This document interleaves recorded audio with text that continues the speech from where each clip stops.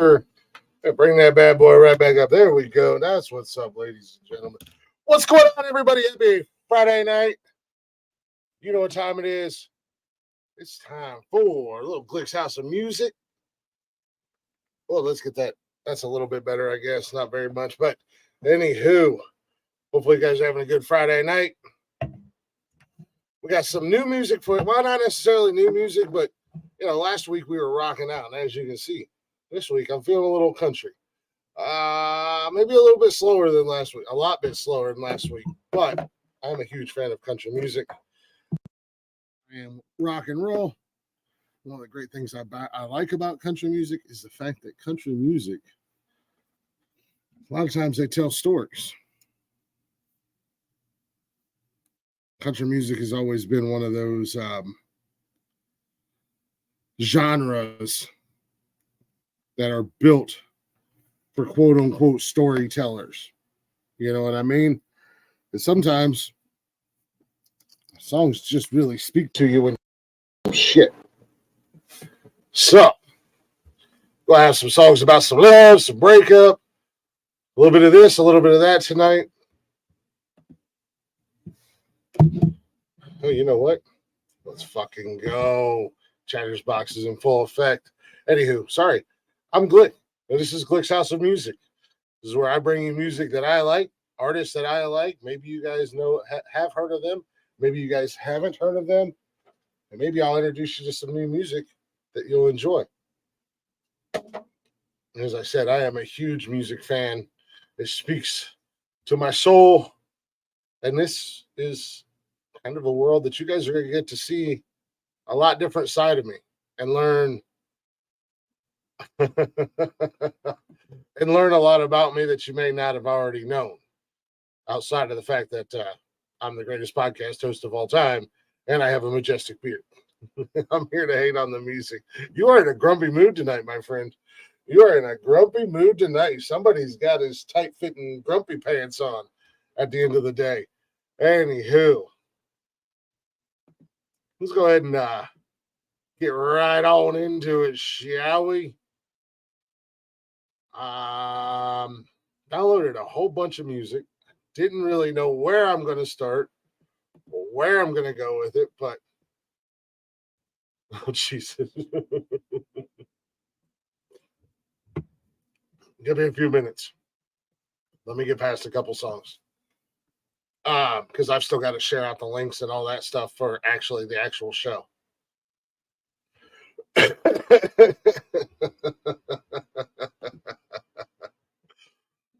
Let's well,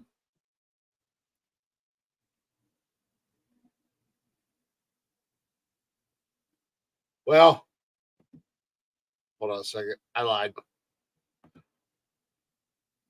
Before we go into this, because I know YouTube is going to kick my ass tonight. So if you're watching on YouTube and you lose the feed will come back as soon as the song's over. Or you can simply go jump on our Twitter page or our Twitch page, preferably the Twitch page, and at Nonsensical Nonsense Pod on Twitch, and then you'll be able to watch along. YouTube, they have a tendency to frown upon copyright infringements. But it is what it is. You know? Nice. Okay, give me a few minutes. Let me get it shared out and get a song or two in, and I'll send you a link. We'll go ahead and start this bad boy with some Jelly Roll. The song is blowing up everywhere. I believe he just won several awards for it, but the man is everywhere. And the guy has a story, man. Jesus. I was not the biggest Jelly Roll fan until I seen him in concert. And to just see how truly humbled he is by the support, by his fans, and to know a little bit more about his background and his story and his life, made me a fan. He's been through it, y'all. And now he's living the fucking dream. So I ain't mad at him. I'm a fan, but here's his hugely popular song. Need a Favor. We'll be back in just a few minutes. I only talk to God when I need a favor, and I only pray when I ain't got a prayer. So who the hell am I? Who the hell am I to expect a savior? Oh, if I only talk to God when I need a favor, God, I need a favor. I know amazing grace, but I ain't been living them words. Swear I spend more Sundays drunk off my ass than I have in church. Hardcover King James, only been saving dust on the nightstand, and I don't know what to say by the time I fold my hands. I only talk to God when I need a favor, and I only pray when I ain't got a prayer. So who the hell am I? Who the hell am I to expect a savior? Oh, if I only talk to God when I need a favor, but God, I need a favor. Amen. Amen. Yeah, I owe you more than one, and beggars can't be choosers. But I'll pay for all I've done, just please don't let me lose her. I only talk to God when I need a favor, and I only pray when I ain't got a prayer. So who the hell am I? Who the hell am I to expect a savior? Oh, if I only talk to God when I need a favor, but God, I need a favor. Amen. Amen. Amen. Amen. Hanging in there, just barely throwing up prayers like Hail Marys if you're still there. Lord, spare me. Oh my God, Hail Mary. Hanging in there, just barely throwing up prayers like Hail Marys if you're still there. Lord, spare me. Oh my God, Hail Mary. I only talk to God when I need a favor, and I only pray when I ain't got a prayer. So tell me who the hell am I to expect the savior when I only talk to God if I need a favor? God, I need a favor. Amen. God, I need a favor. Whoa. Amen.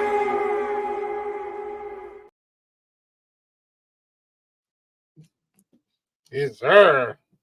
Little jelly roll for you right there. My man needs a favor. That's what's up. That is what's up, y'all.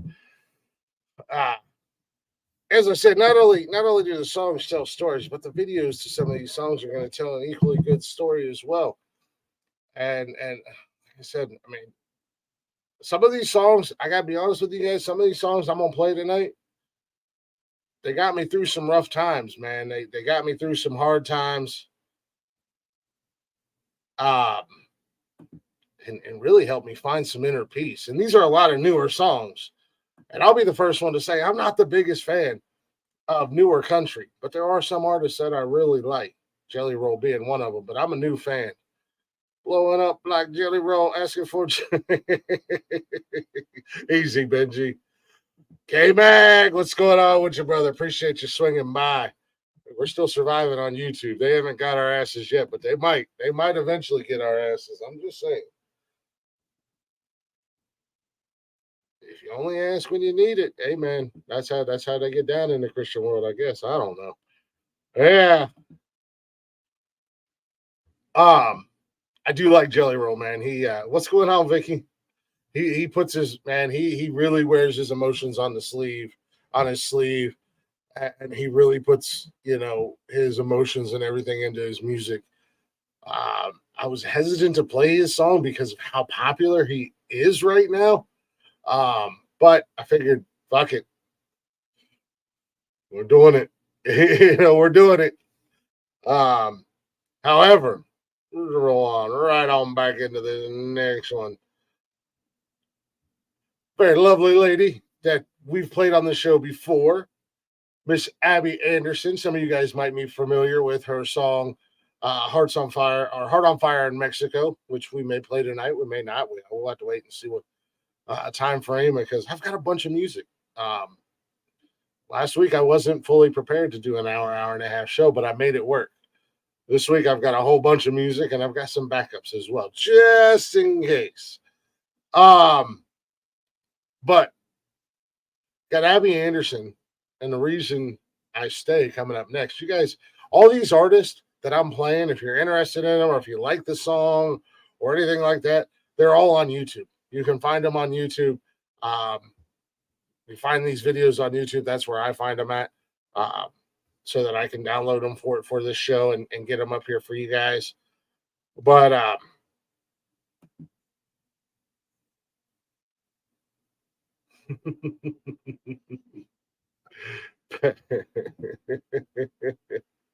Benji's on one tonight.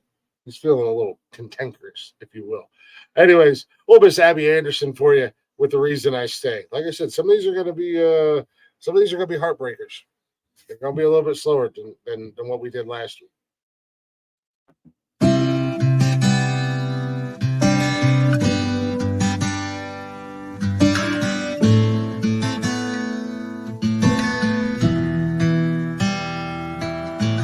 How many times will I take this roller coaster ride? Make myself sick before I realize I can just step off. And how many nights will I keep driving on an empty tank? Every mile I go a little more insane when I can make it stop. When I love you rolls right off your tongue, I forget your mouth's a loaded gun. Yeah, baby, you're the reason I'm crazy, and lately you're the reason I cry. Yeah, you're the only reason I hate me and love you at the same damn time. Oh, how do you keep me so hopeless and somehow believe that you change? 'Cause you're the only reason I ever wanna leave. And baby, you're the reason I stay. When you're good, it's so fun, and holding you was like a lash of the sun. But then you drop me down when I ain't got a parachute, falling from the cloud that you just sent me to. And baby, that's the reason I'm crazy, and lately you're the reason I cry. And you're the only reason I hate me and love you at the same damn time. Oh, how do you keep me so hopeless and somehow believing you change? 'Cause you're the only reason I ever wanna leave. And baby, you're the reason I stay. Oh, I wanna walk away, but I can't walk away. And baby, that's the reason I'm crazy. Baby, that's the reason I hate me for loving you all the damn time. Oh, how do you keep me so hopeless and somehow believing you change? 'Cause you're the only reason I ever wanna leave. And baby, you're the reason I stay. You're the only reason I stay.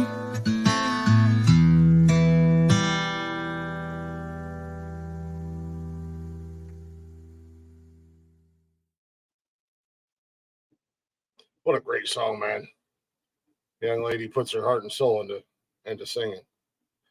And YouTube got me. They got me with my first strike. There's strike one tonight, Glick. YouTube brought me down. What a great song. Again, a lot of these songs tonight. Get ready. Get your tissues. Get your whatever. We're going to be in our fields tonight with this music. A lot of it has to deal with breaking up, falling in love, getting hurt, letting go, moving on. Listen to the words in these songs. Like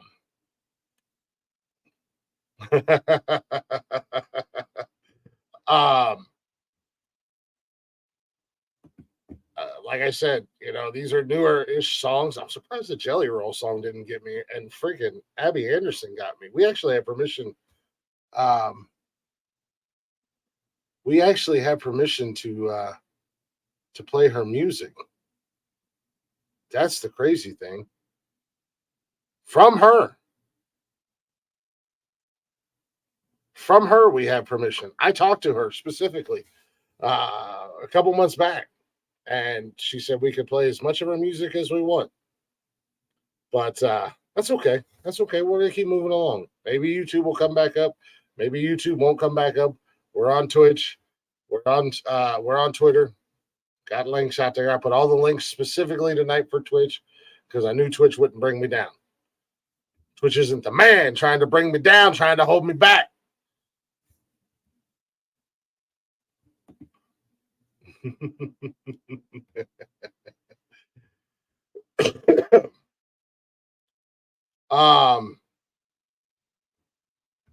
Let's do a little let's do a little Hardy. We've done a couple we got Jelly Roll needing a favor. Got our girl Abby telling you she has all the reasons in the world to leave. Yet you're still the reason she's there, but she knows better. Why don't we dance around the domestic violence thing? And my man Hardy. Hey, we're back on YouTube. Hey, if you guys lose us on YouTube and you hang around, we'll be back when the songs are over. Once they clear me for my violations, or you can simply go over to Twitch and the stream won't be interrupted. But my man Hardy, doing what every man should do. Is always be a protector and stand up for women. Here's Hardy featuring Lainey Wilson. We'll stay in the truck. Or wait in the truck. My bad. Sorry. Wait in the truck.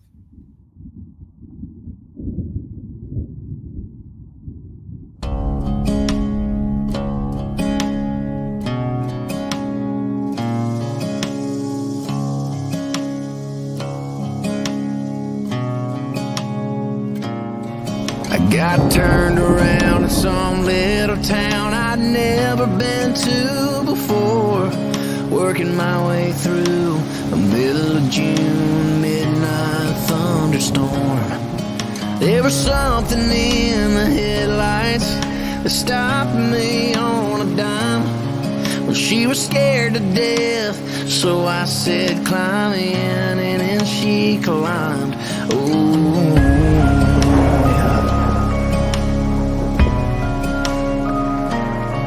she was bruised and broke from head to toe, with a tear in her bloodstained shirt.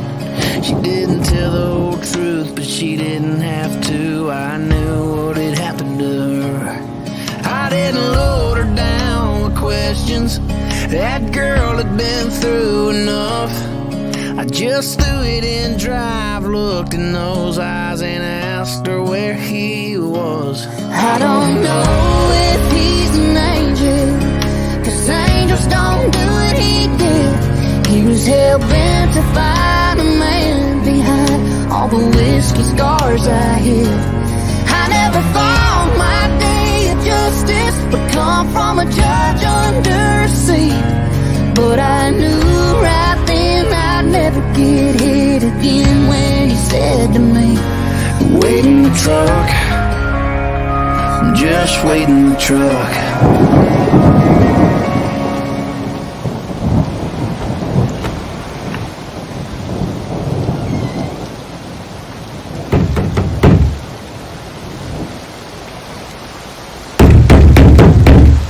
Well, I knocked and no one came, so I kicked in his double-wide door. I let the hammer drop before he got to that 12 he was reaching for. I didn't try to hide my pistol, I didn't even try to run. I just sat on the porch door smoking one of his cigarettes and waited for the cops to come. I don't know if he's an angel, 'cause angels don't do what he did. He was hell-bent to find a man behind all the whiskey scars I hear. I never thought my day of justice would come from a judge under a seat, but I knew right then I'd never get hit again when he said to me, Wait in the truck, just wait in the truck. Whoa, have mercy on me, Lord, have mercy on me. Have mercy on me, Lord. It's been 60 months and she still comes to see me from time to time. It was worth the price to see a brighter side of the girl I picked up that night. And I might be here forever. It ain't paradise, that's true, but it's a whole hell of a lot better than the place I sent him to. Thank you. Wait in the truck, just wait in the truck. Wait in the truck, just wait in the truck. Have mercy on me, Lord, have mercy on me. Have mercy on me,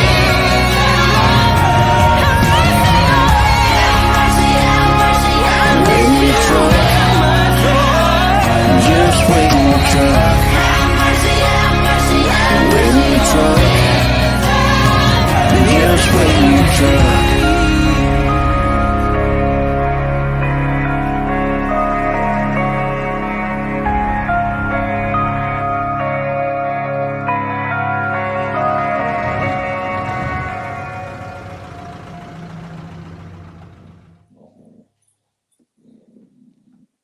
Hardy featuring Lainey Wilson.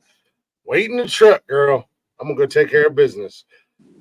What is going on, Benji? Welcome to Glick's House of Music. First guest ever on the show. Yo, Hanging out. Benji's not a big music guy. not at all. So Not even like a little bit. Yeah, so this is cool for me because you hang out, and because you're not a big music guy, a lot of these songs, in all honesty, you're hearing for the first time. 100% correct. And you may like them or you may not like them, which is kind of the whole idea of this show. Yep. Is to introduce people to music that they may never heard of before, or maybe they've heard it in passing and was like, man, I wish I could remember the name of that damn song that I heard. You know, what the hell? That's what it. Oh wait. Okay, there it is. Never mind. I thought a song didn't upload. You know, so that's kind of the idea of what I'm going for. Actually, I know one band that you are quite fond of. I am in early stages of contact with them, so they might be playing some of their music up here real soon. Don't be playing. I'm just saying. Not only their Very music, select few groups I really enjoy. mm-hmm. So don't be fucking around. Well, said band did a remake of another great band song, and I'm also in the early stages of talking to the lead singer of that band as well.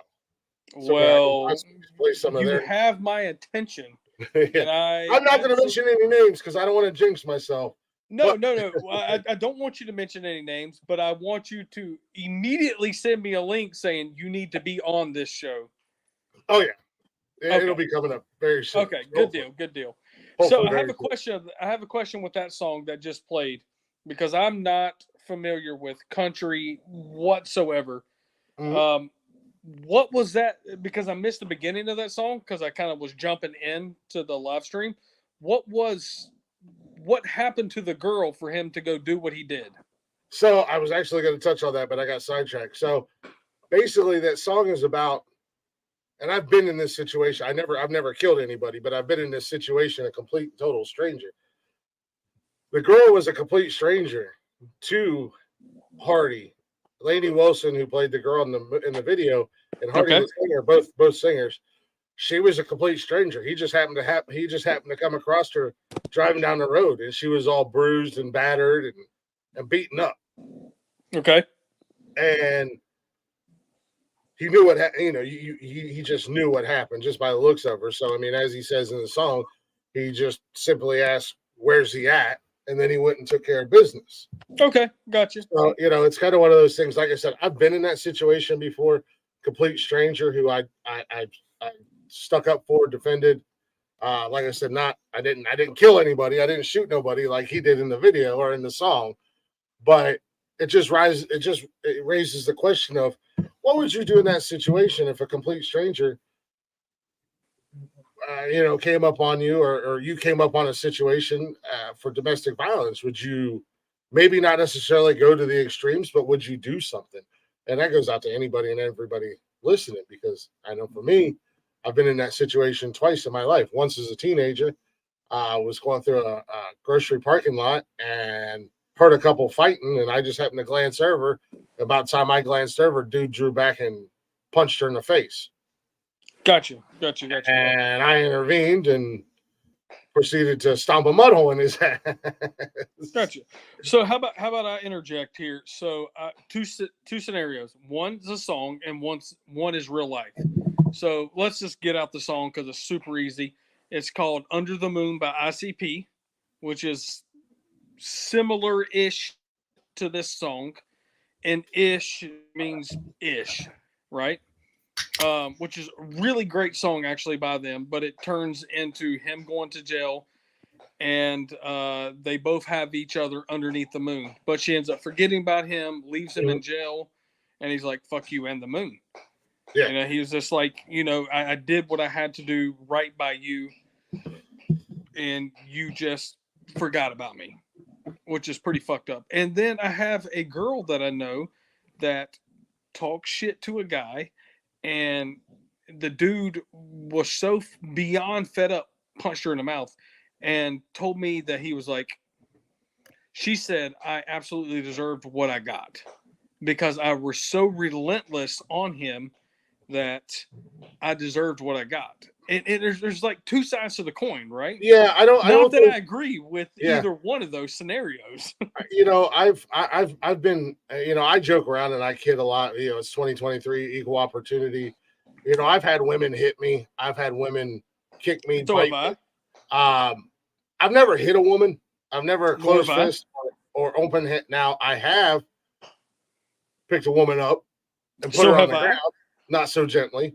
So I have shaken the hell out of a woman, and and this is a lot when I was bouncing, and I did put I don't even know what she, he, it, whatever, I don't know. I'm pretty sure it was a woman. She hit like a man, and but all she feels like a man. It was what do they call themselves? Studs. The lesbians who look and act like dudes. Personally. She hit me and I put her in a chokehold and put her to sleep. Well, what do you got to do? Everyone's got to go to sleep. Yeah, but no, I mean, I don't condone domestic violence. There's no rhyme or reason for a man to because at the end of the day, I mean, that'd be like if Nikki and I got into a fight. Could Nikki handle her own? In most cases, absolutely. But if we got into a fist fight, she was probably going to get a couple good licks in on me, but at the end of the day, there's no comparison. Yeah, I'm physically bigger and stronger than her by a mile. So 100% with my wife and I agree. It's the same thing like if Jeff and I got into a fight. And Jeff's a scrappy little son of a bitch. I'm not going to take anything away from Jeff. He's a scrappy little motherfucker. But at the end of the day, I would absolutely destroy him in a fight. Yep. Just because of the physical size and strength and everything else. Yep, I agree. I agree. All right, well, I mean, it's a good song. I understand the message and everything. It's a great video.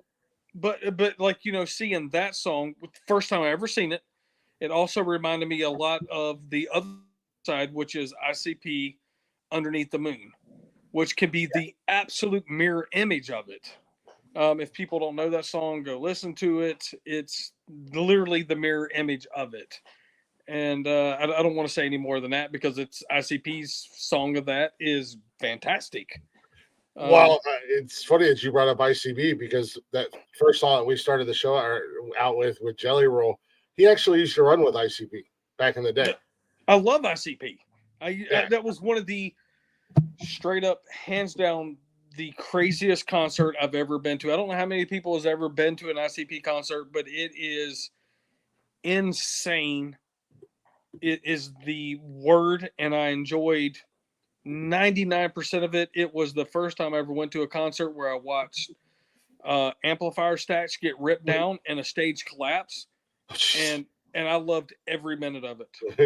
It was on, I think the tour was called Fuck the World Tour.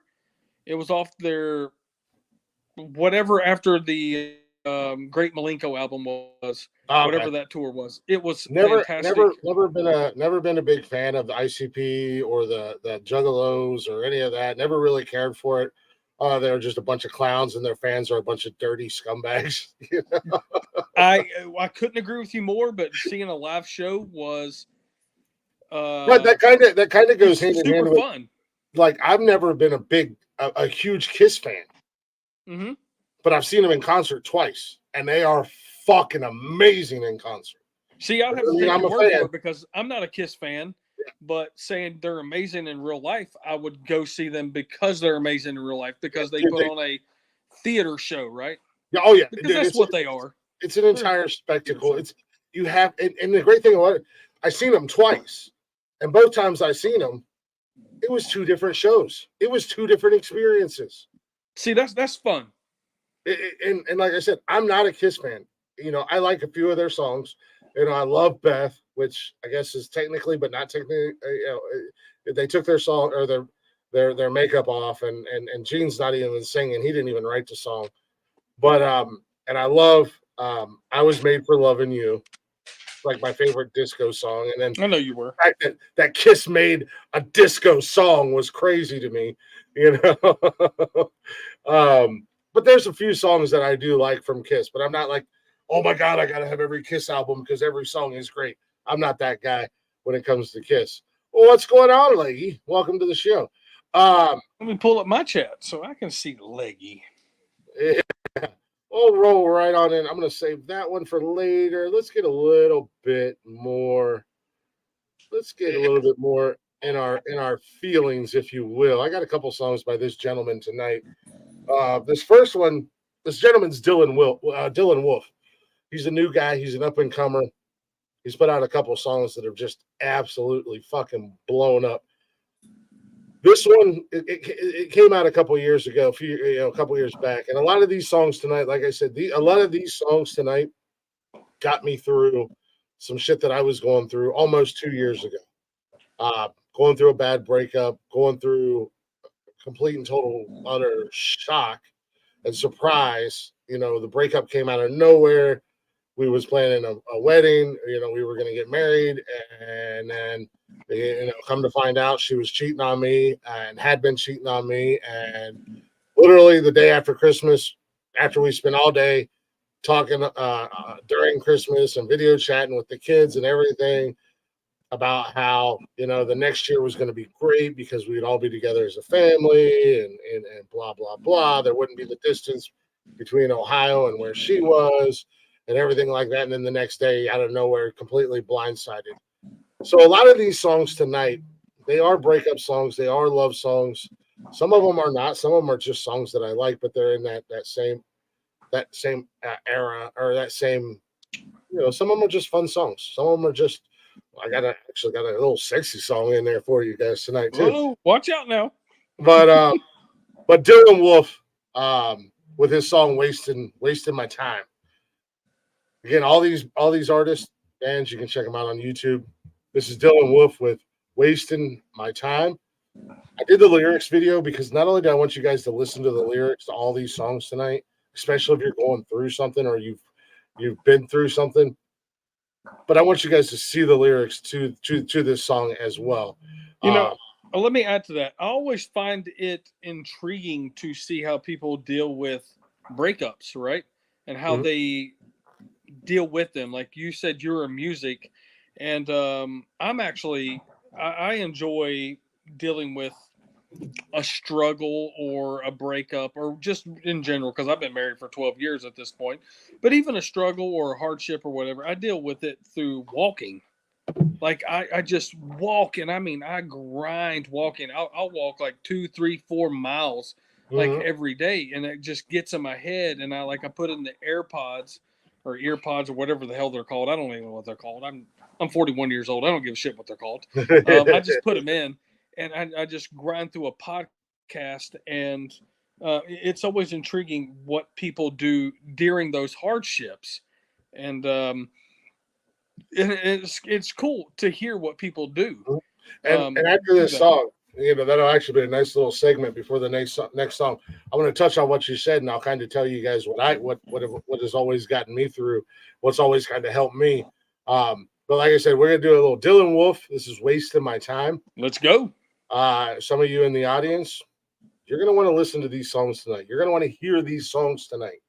I promise you. Some of these songs I did on purpose. All right, let's go.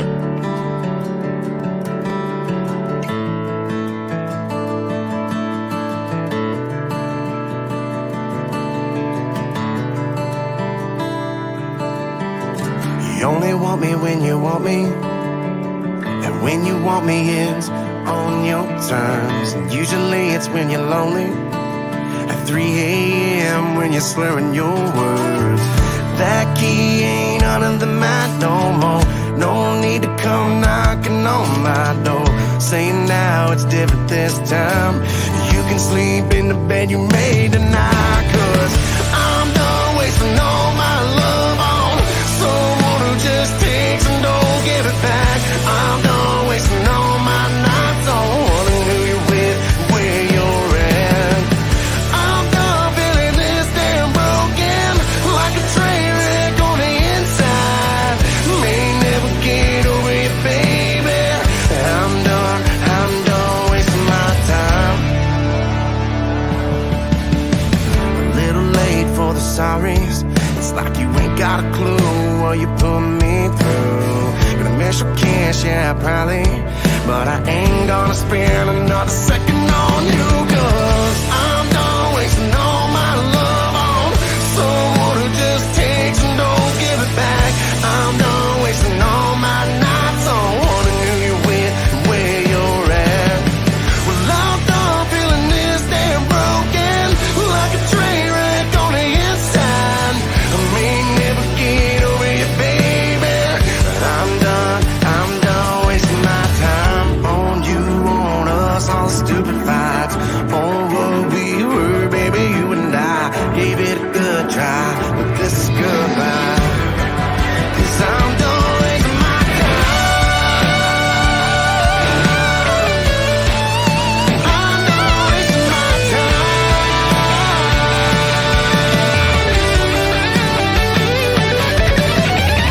I'm done wasting all my love on someone who just takes and don't give it back. I'm done wasting all my nights on wondering who you're with, where you're at. I'm done feeling this damn broken, like a train wreck on the inside. I may never get over you, baby.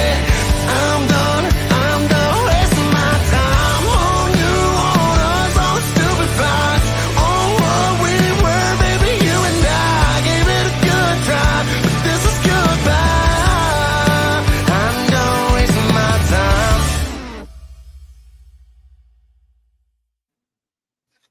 Yes, sir. My man Dylan Wolf preaching right there in that song, ladies and gentlemen. Sometimes you learn a little too late that you're wasting your time, but when you're done, you're fed up. Game over. Excuse me. Right before we went into that song, Benji was talking about when he's dealing with things or going through stuff, and he likes to put his earpods in, or his AirPods or earbuds, or as he said, we're both old, whatever the fuck they're called. We used to have headphones back in the day and our Walkmans. But music has always been, as I said last week, and I'll probably say a million more times, music has always been my escape.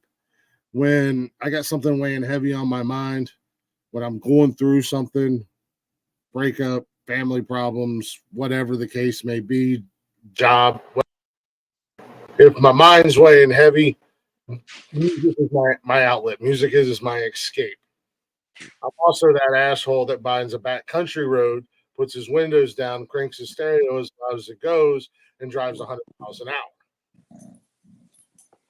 Because that's where I find my clarity. Now, I don't recommend it, and I'm not saying that's what anybody should do, but I've been that guy since I got my driver's license. And before I had my driver's license, and I had a four-wheeler or a dirt bike or whatever it was, I was that same guy. Back then, we didn't have earphone or headphone or ear pods or ear whatever. We didn't have that shit. But I'd put a fucking boombox on the front of my goddamn dirt bike or four-wheeler. You better believe I'd crank that sumbitch up and ride my ass off. That's how I deal with things. That's how music has always been the constant in my life. The only thing that has always been there for me has been music, and it really does. It gets deep in my soul. And songs, I don't just. I think this is what a lot of people don't understand when they say, "Oh, I love music. I'm a huge music fan." I understand that, but I am too. But I'm on a different level because it's more. I listen to the songs. I listen to the lyrics. I listen to the words that are being said, and I feel them. They hit me differently. Yep. And I think that's one reason why I'm so, like, I don't want to say uppity because I'm not uppity, but I'm so, like, I don't like what you like because I read more into the music because I'm so not into music, right? If you cut your radio on, say you cut music on, I'm 100% cutting sports talk radio on. Not because I like sports talk radio more than music, because they don't play the music I like. Yeah. Like 99.9% of the time. Like that's what it is. And you guys are going to learn with me and my music taste. I'm all over the place. Like I'm already playing in next week's show in my head. And this is so like I'm already playing in next week's show in my head.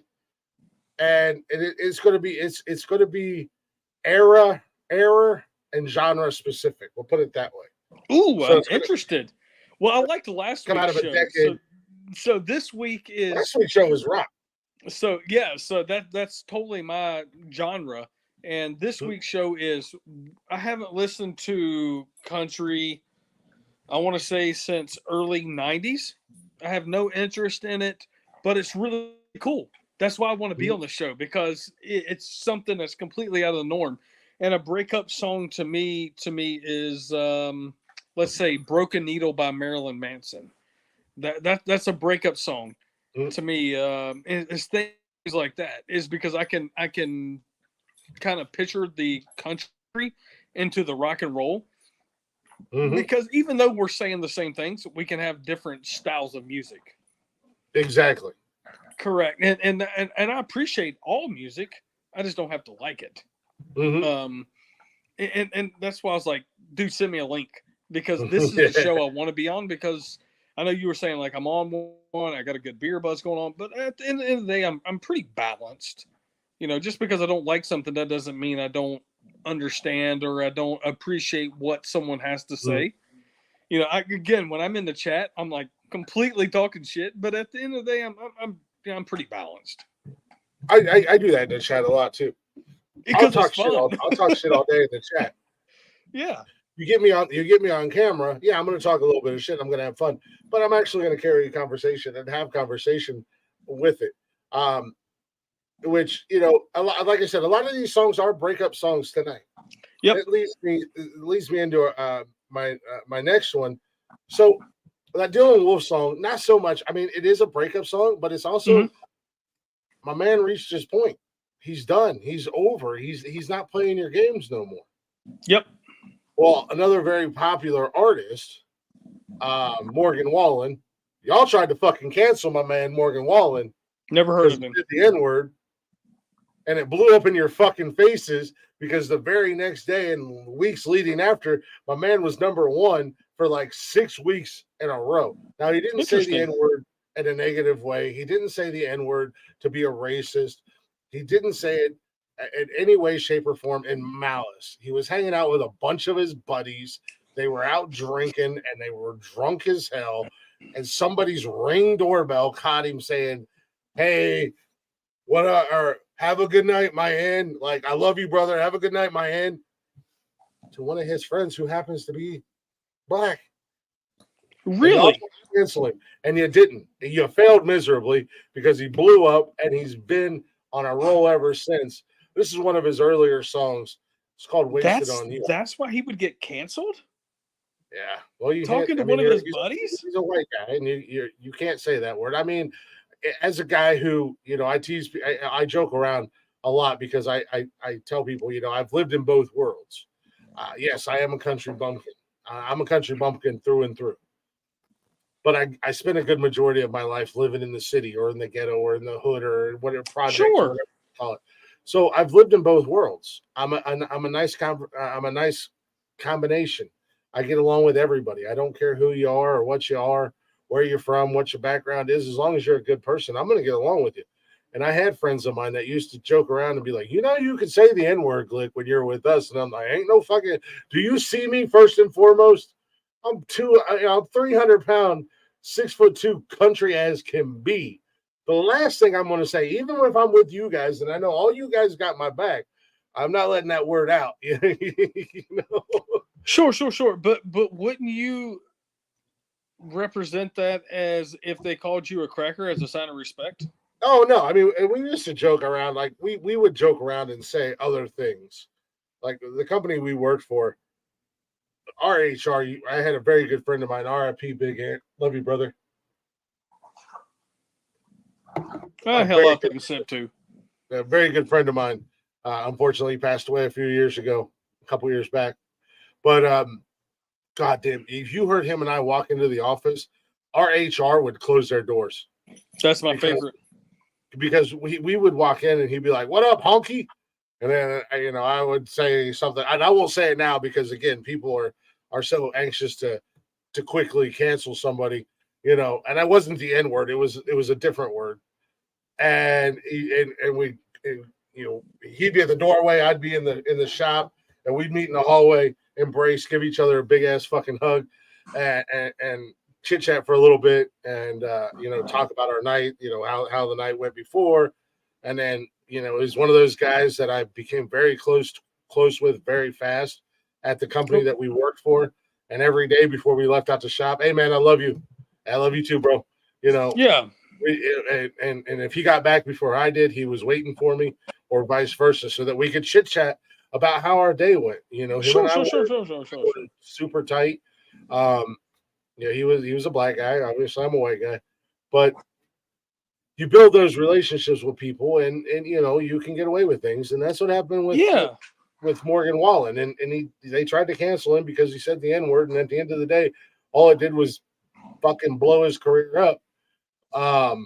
But again, while having a conversation with his friend, to me, that's the most top of the line show of respect, right? Yeah. Is when your black friends can call you a cracker and you can call them that. Yeah. Again, it sure channels up. I'm not trying to say anything. And again, just so Don't everyone worry, Jeff has said it. Just so everyone knows, I have a mixed wife. She's Middle Eastern. And so there's zero racist.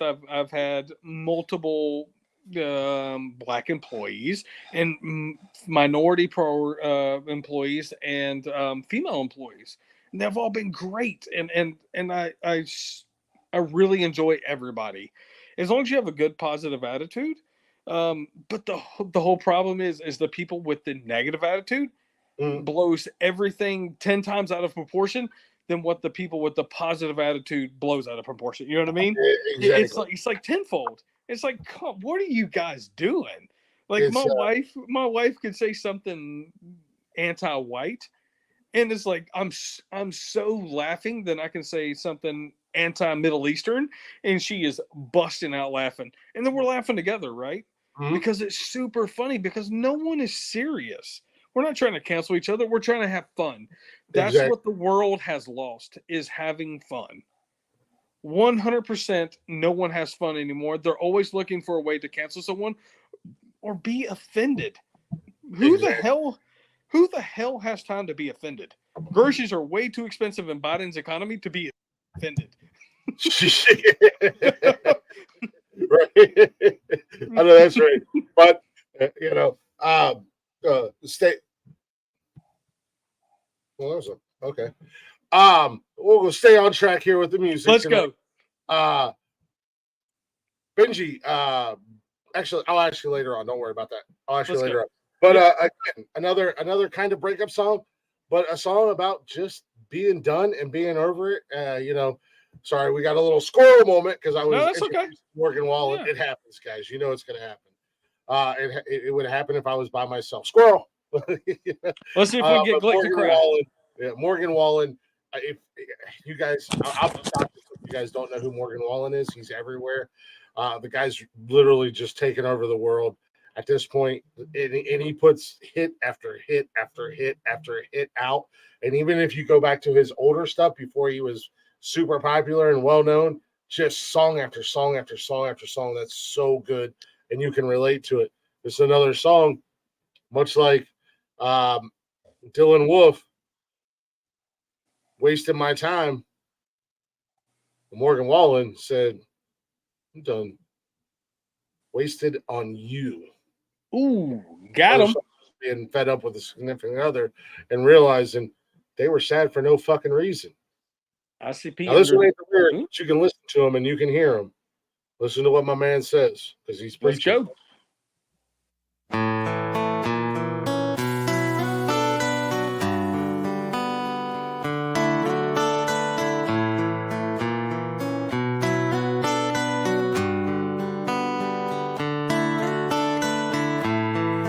I don't always wake up in the morning, pour myself a strong one. Oh, but when I get lonely, I do. Your memory gets to burning, lean back on the bourbon. So as hell can't keep leaning on you. Looks like I'm learning the hard way again. It's all my fault, yeah, I dropped the ball. You're gone and I'm gone, 3 seats to the wind. Just thinking about all I've wasted on you. All of this time and all of this money, all of these sorries I don't owe you, honey. All of these miles on this Chevy and present up you. All them days I spent wasted on you, wasted on you. Yeah, I swore this won't be different. My heart wouldn't listen to my head and these boots on my feet. Looks like I'm learning the hard way again. That's why I've been wasted on you. All of this time and all of this money, all of these sorries I don't owe you, honey. All of these miles on this Chevy and present of you. All them days I spent wasted on you, wasted on you.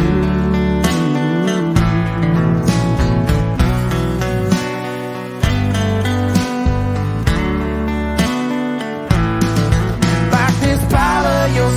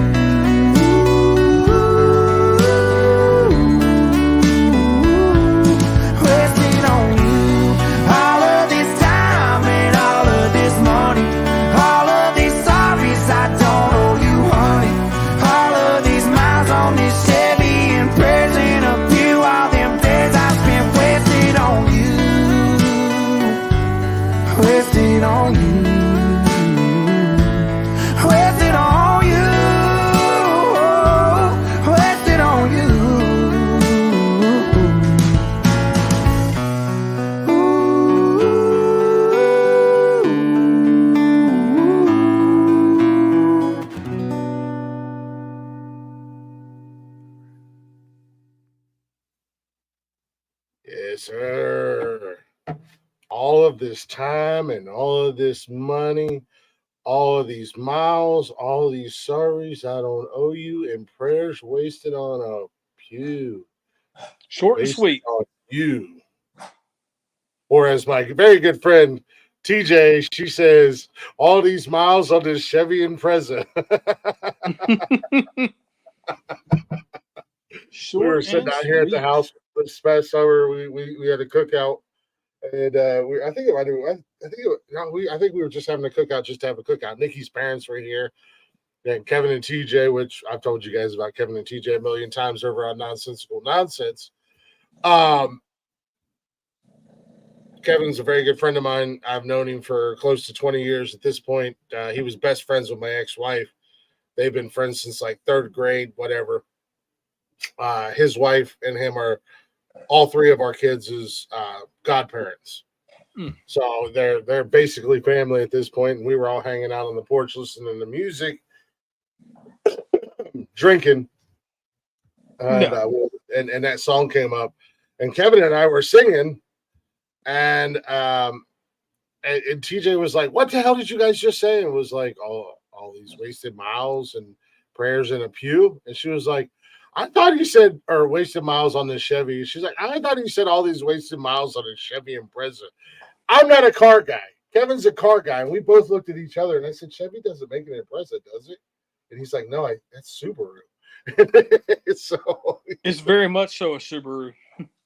So, but anyways, again, right there, a song just when you realize you've been sitting around, you've been brokenhearted, you've been going through the emotions, and you realize your eyes are open now, and you realize that you ignored a lot of things. You let a lot of things go in the relationship that you normally wouldn't let slide, things that you normally wouldn't give a second thought to, just being like, no, this ain't right. This is not cool. But you do, because you care for someone, you think you're in love, whatever the case may be. And this song is, yeah, it's about a breakup, and it's about learning to grow. But you reach that point in that breakup where you're done, and you realize that you just wasted a lot of fucking time on somebody that didn't deserve it. You know what was really cool about a guy who's not into this type of music is that it's kind of a jab to the person that they wrote it to, because it's not a long song. Oh no, it's 100%. These songs, so a lot of these songs I'm playing tonight, and the songs that I have picked out, they're 100%. They're shots. They're jabs. For sure, man. It's just like you were worth the song, but you weren't worth more than, say, 3 minutes at most. And that's super fun for someone who isn't into this kind of music, but yet I can still kind of jam to it quickly before getting bored, and not hating on the music. And it's just like, okay, I got you. I dig it. Like, I don't know if you're here or not, or if you're still here or not, but fucking disgusting. I seen that, by the way. Yeah, no, exactly. I mean, that's exactly what it is.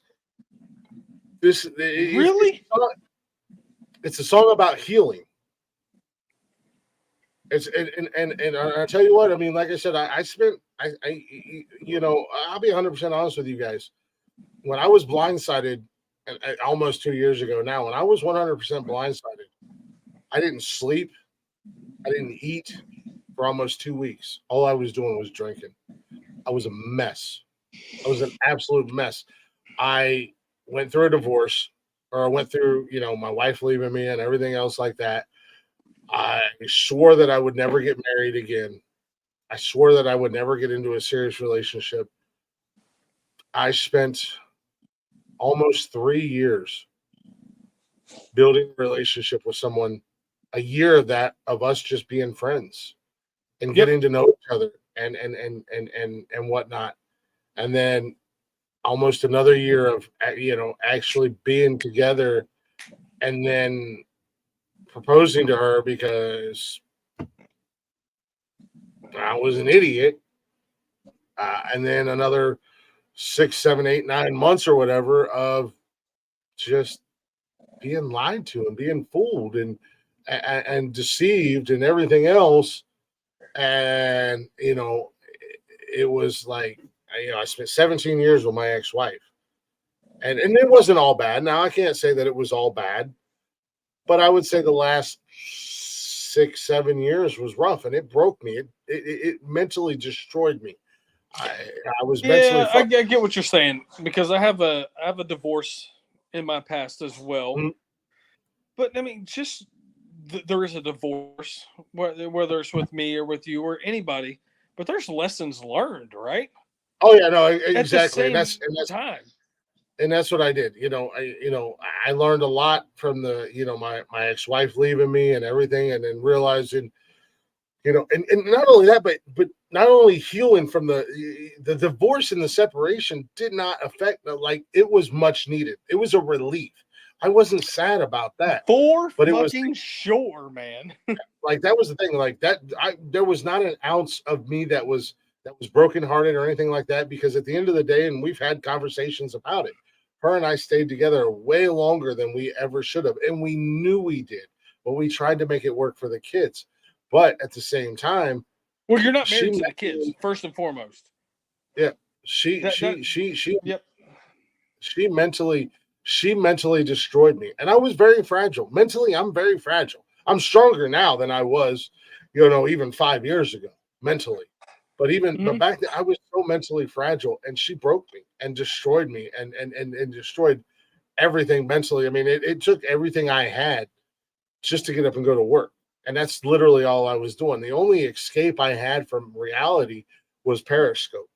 And I was going live on Periscope on Saturday nights, and I was drinking myself. So I was such a mess. Now, granted, I only drank on Saturdays. I might occasionally drink throughout the week, like have a couple beers with a neighbor, or if her friends came over, have a few beers or whatever. So this wasn't the time you were getting fired by your kinfolk for operating heavy equipment? Oh, no. This was years later.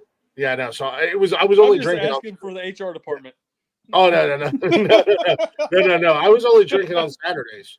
I know I was only drinking on Saturdays, but I was drinking my fucking face off on Saturday nights. Only drink and days that end in Y.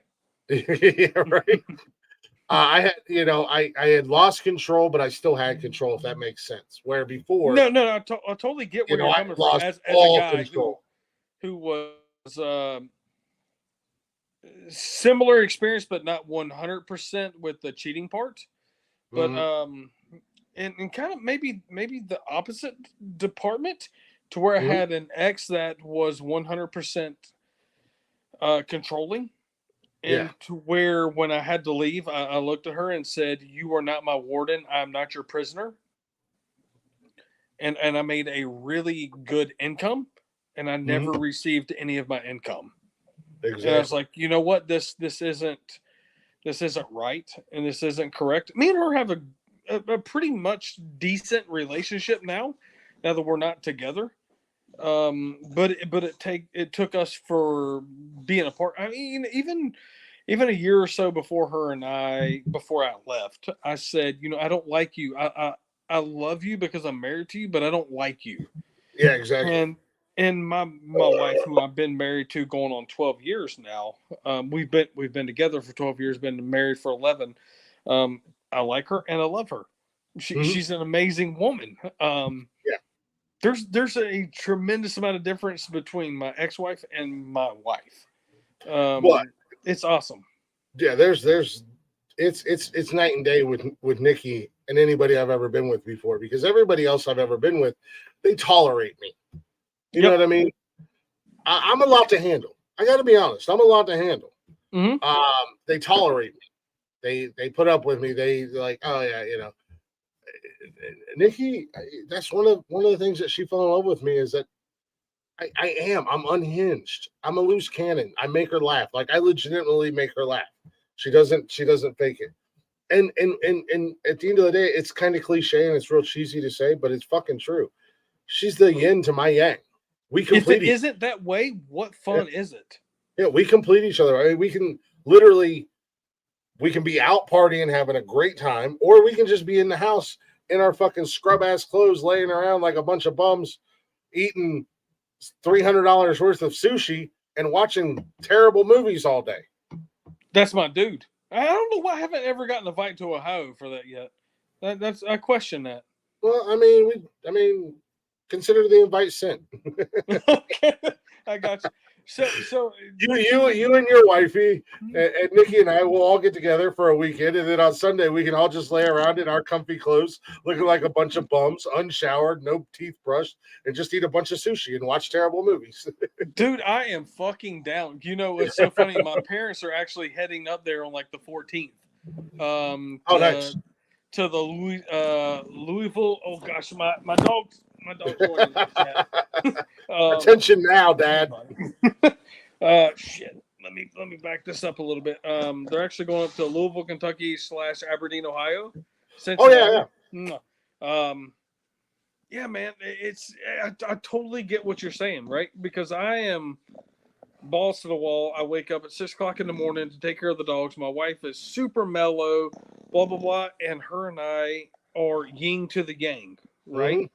And it works perfectly because I am the correct amount of ADHD to her mellow. And we balance each other so well.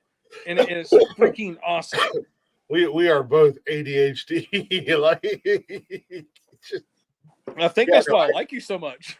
Yeah, no, that's Jeff and I 100%. We joke all the time on the show, you know, that it's ADHD fueled. I mean, because that's why we can sit and talk for 6 hours with ease. Yeah, it's super fun, right? And cover so many topics. But speaking of topic and trying to somewhat stay on another song, you know, another song about, you know, reaching that breaking point and finally just I'm done. Why did I put myself through this? My man Cameron Marlowe with Giving You Up. I love this fucking song. And I specifically love the acoustic version as opposed to the album version. So I got the acoustic version for you guys tonight. This is a great song. Again, listen to the lyrics, man. Let's hear what he's got to say. It hit home to me. A few lines in this song. It hit home to me because I gave up liquor and I gave up smoking. But go ahead and enjoy. And like I said, all these artists you can find on YouTube. This is Cameron Marlowe. Except for Nonsensical Nonsense. Well, we're back. We're back on YouTube now. Oh, are we? Yeah, we've been back. Yeah, we've been back. They just keep smacking me in the Peter. It's funny because they didn't get me for Jelly Roll, but they got me for Abby Anderson. They didn't get me for Hardy. They got me for Morgan Wallen. Yeah, it's like, all right, Jelly Roll's like clearly the biggest artist in the fucking world right now. Yep. But you know, Taylor Swift, Jelly Roll. Yeah, you can play Jelly Roll all you want. But now here's Cameron Marlowe with Giving You Up, and enjoy. Like I said, just listen to the song. Baby.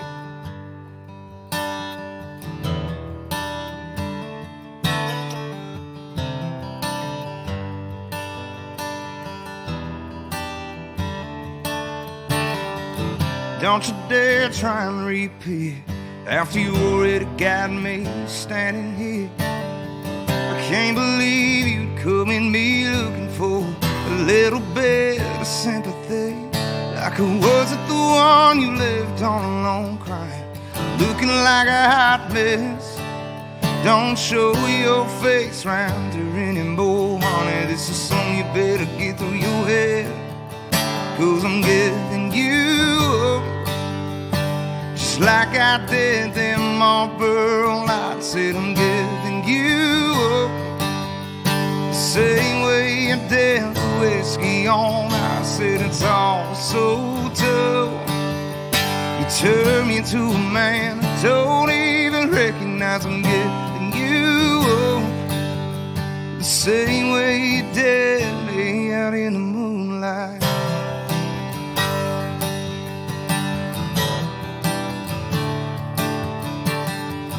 What the hell are you thinking coming round a visit completely uninvited, messing with my brain again? couldn't give me the satisfaction of forgetting. Your sister showed up when I thought I'd finally found the end. Don't be coming over looking for a conversation, dropping little hints. You want me back again, cause I'm so sick and tired of them little lies you tell me. So here is all I'm saying, dear. Better listen, dear, cause I'm giving you up.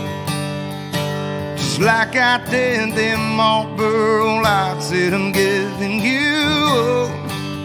Oh, the same way you did the whiskey on ice, and it's all so tough.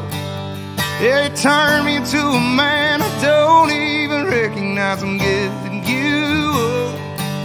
Oh, the same way you did me out in the moonlight. Oh, out in the moonlight. Oh,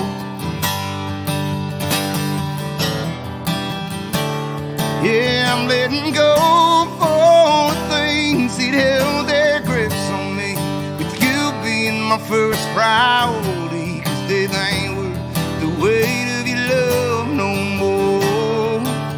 Yeah, I'm packing up, leaving, close the shop. There ain't no use for you in this heart no more. So I'm letting go, and I'm giving you up. Just like I did them Marlboro Lights, said I'm giving you up. Oh, the same way I did the whiskey on ice, and it's all so tough. Yeah, you turn me into a man I don't even recognize. I'm giving you up. Oh, the same way, yeah, the same way. Oh.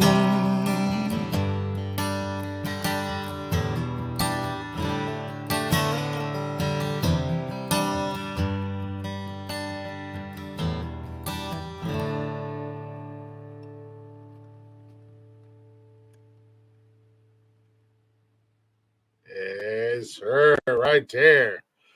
Another one of them just shots fired songs, man. You think I'm sitting at home sad and boo-hooing and lonely because you ain't here? Nah, I gave you up.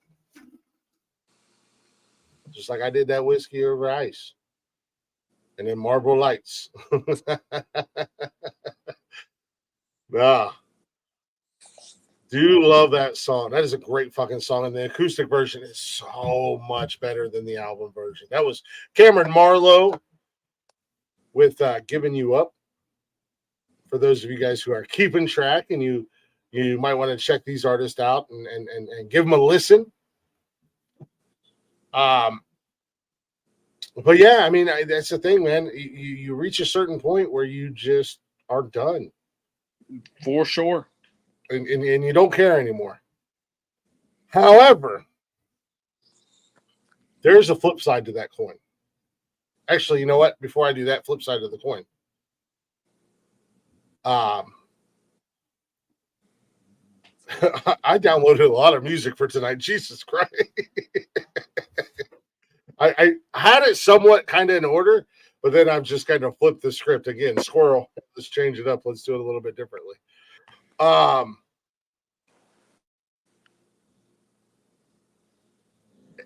that's when and that's what I said. I know there's some people out there that are going through some things. Maybe you're going through a breakup right now. Maybe you're going through tough times. Maybe you're coming to terms with somebody that you thought they were something that now you realize they weren't.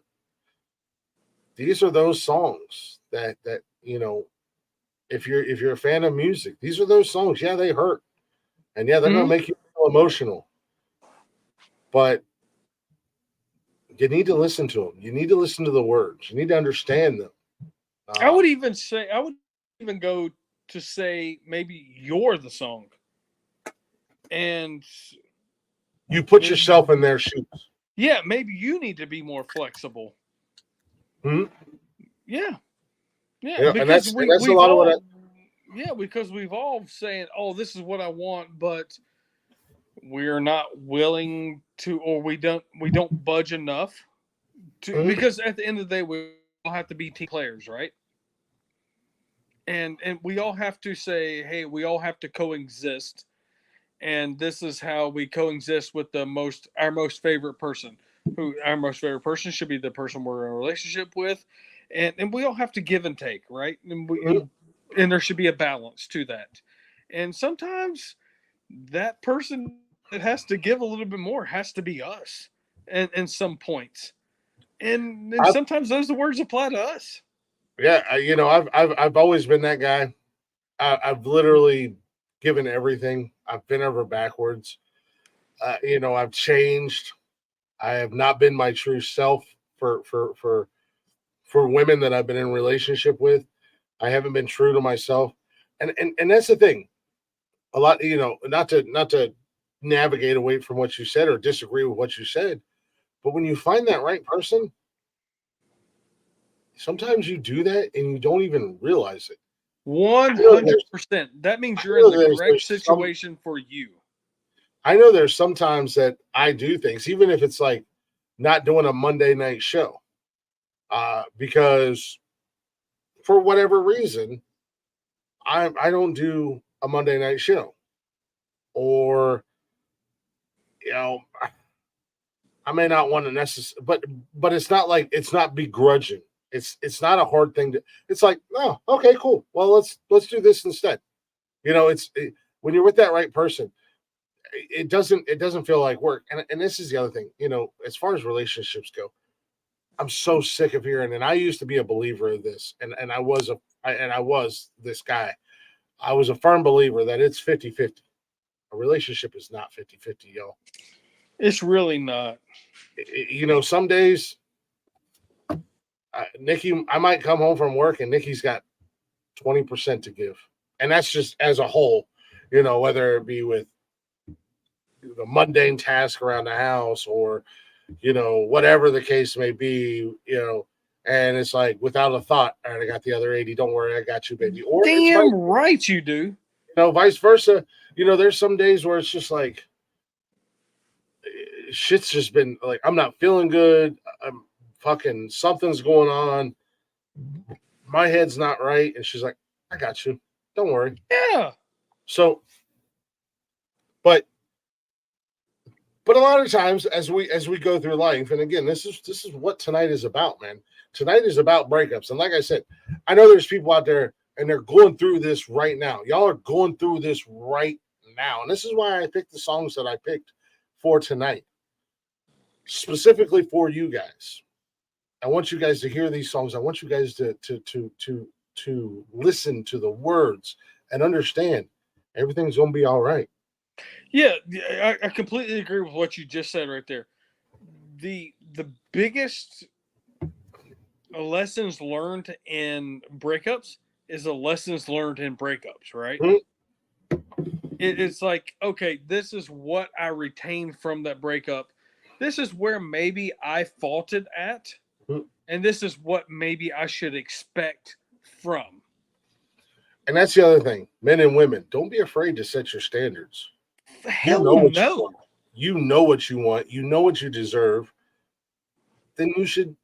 There's nothing wrong with expecting that in your partner.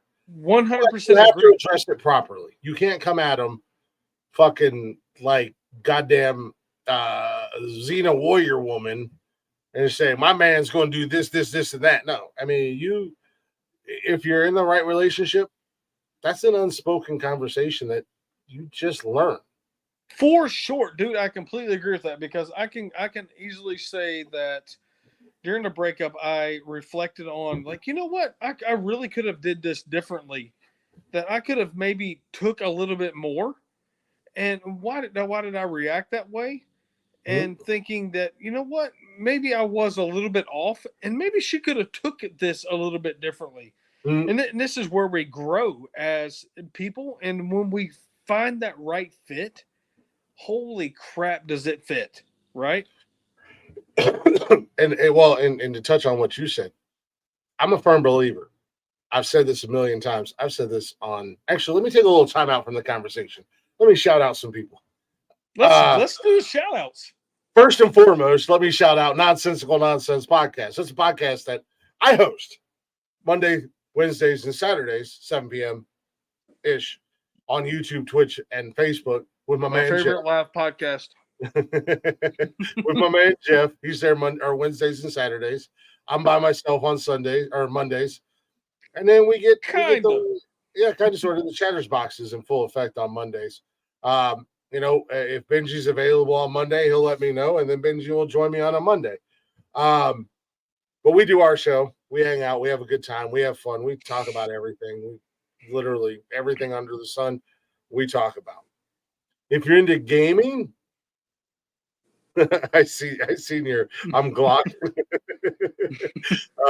If you're into gaming, you're gonna like this guy over here. My man Benji. This guy's pretty good. Oh, this guy's pretty good too. Benji Games. Our buddy Jarvis Demon, who actually tomorrow night, he says he's coming on board tomorrow night. So, Benji, if you're available and you want to pop in, Steve's going to be there. Did you see my message? I'm kind of like, I'm going to do what I can do. Yeah. But I have a 60th birthday party to go to. But we lost him. He's glitched up. But yeah, if you're into gaming, check out Benji, check out Jarvis Demon on Twitch, and then there's a whole slew of other people there in the comments. Salty Dalty's there, K Mag, Cheyenne. There's a whole mess of gamers on Twitch if you're into gaming streams. If you're into music, like I am, check out our friend Helen. She was in the comments earlier. Leggy lady. She does a mixtape. She does Jukebox Jury, which they just did a brand new episode tonight, and she does music documentaries. Benji, get your shit powered back up and come on back in. You can find her on Twitch and YouTube. You can see her in the comments from time to time. What the hell? I don't know what the hell just happened. Did you kill your iPad? Not only that, but we've also got Scumbag Lounge. Those guys got brand new episodes every Wednesday on Spotify. You can check them out. Hang out with K Stucky, 40 Fonz, and Scumbolina. I'm gonna have Scumbolina on this show. She's not gonna know how to react. But I'm going to have her on Nonsensical Nonsense because she's a goddamn trip. She's a full-on fucking trip, man. She's awesome. And Jeeves does his DJ stuff on Twitch. Mr. Twix, Jeeves. He does his DJing and he does his DJing stuff. And my man Dizzy got the Lazy Ass Podcast on Thursdays. On Instagram, go give Lazy Ass Podcast a follow on Instagram. Show them some love, guys. You know. Gotta get them shout outs in there. I gotta get them shout outs in there. And I feel like I forgot some people. And if I almost did. The one and only Fireman Rich, Monday, Wednesdays, and Fridays, bright and early, ladies and gentlemen. If you are up at 6 o'clock in the morning or 5 o'clock in the morning, and you're on Twitch and you ain't watching Fireman Rich, then your day ain't going to go right. I'm just saying. Check all these guys out. Check all these people. Scumbag Lounge, Lazy Ass Podcast, Jarvis Demon, Benji Games, K-Mag, Salty Dalty, Cheyenne, everybody. You'll see them in our comments. You'll see them in our chat. Just hit them with a follow when you see them. Check out their stuff. Show them some love. A lot of people say support, but they're not actually supporting anybody. Now, I'm not that guy. If I'm going to support somebody, I'm going to support them until I reach my breaking point. I just fuck it. I'm not supporting anybody anymore. I'm not supporting you anymore because you can't return the fucking favor. Well, jump on your phone, man. Time to use your data plan. Got storms and shit down there. Anyways, keeping with the theme of the show. Sorry, I had to take a pause in the show. Keeping with the theme of the show, man. breakups, dealing with breakups, going through shit, dealing with shit. Got Dylan Wolf for another one. I told you I got a couple Dylan Wolf songs here, right? Now here's Dylan Wolf again with Gone with Whiskey.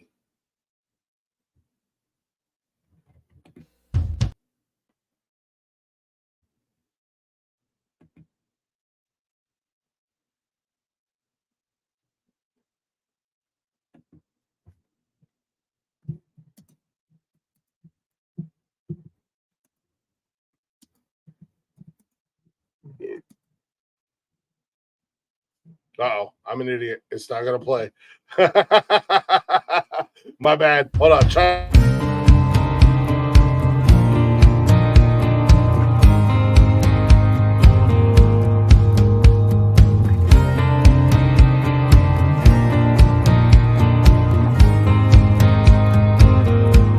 They say it takes time, it'll all be alright.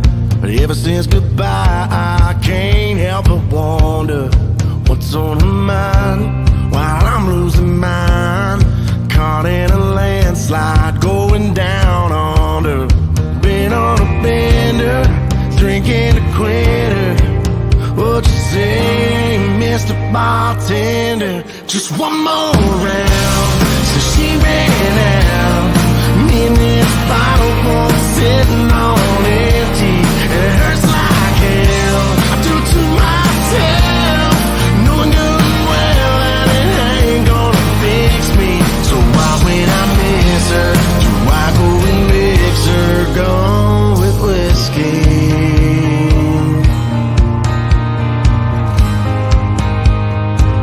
Wake up all over on us, and that's all it does. 'Cause that ain't enough to outweigh the misery. When I hear her name, man, I start to think maybe a drink can drown out a memory. One more round, so she ran out. Me and this bottle both sitting on empty. It hurts like hell. I do it to myself, knowing good and well that it ain't gonna fix me. So why, when I miss her, do I go and mix her? Go with whiskey. Go with whiskey. Yeah.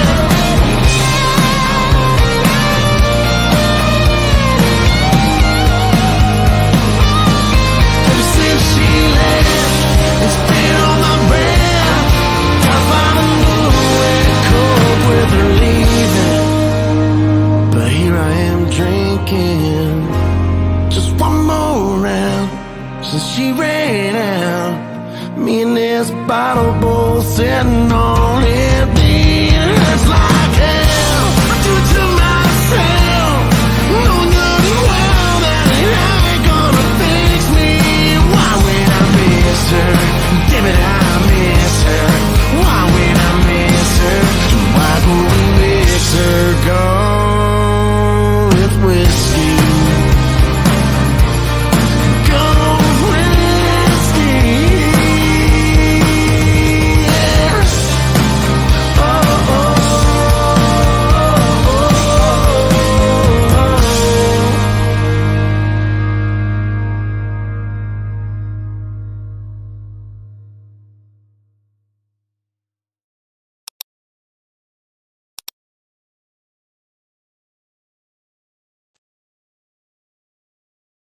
Hell yeah. Gone with the whiskey. Going through that motion, going through that shit, dealing with the shit.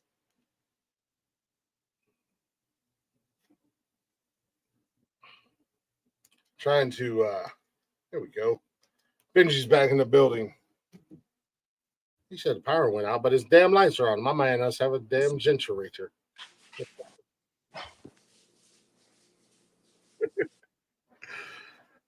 Holy crap, that was crazy. Would you just have like a power blip? It was like insane. Like it was just me and you hanging out with your country hat. Because your country hat is the center and we're just around it. Yeah. And my cold beer to the left and my dogs to the right. and everything else is black. I heard 3 roughs, and that was it. Like, there was nothing else. I was like, send me a link. I'm scared. I'm scared. I don't know what to do. That was Dylan Wolf again with Gone with the Whiskey, man. Fill me in, because I missed 100% of everything that was Dylan. That was the other song, just going through the emotions, and what it boils down to is, at the end of the day, he just learned that, and he had to deal with it. That, much like the whiskey, relationship was gone. Well, that's what happens when you get to the end of the bottle. Yeah. What do you got to do when you get to the end of the bottle? Open another bottle. One. Yeah, that's right. Duh. That's right. Because if you don't like that bottle of whiskey, you get the next one, right? Yeah. That's how it goes. And that goes for both people. That isn't just male-sided or female-sided. Shit. I wonder if I can... Who sing? What is that goddamn song? God, that would have been a great song for tonight. Fuck. I don't know if Aaron Lewis sings that or... Uh-oh.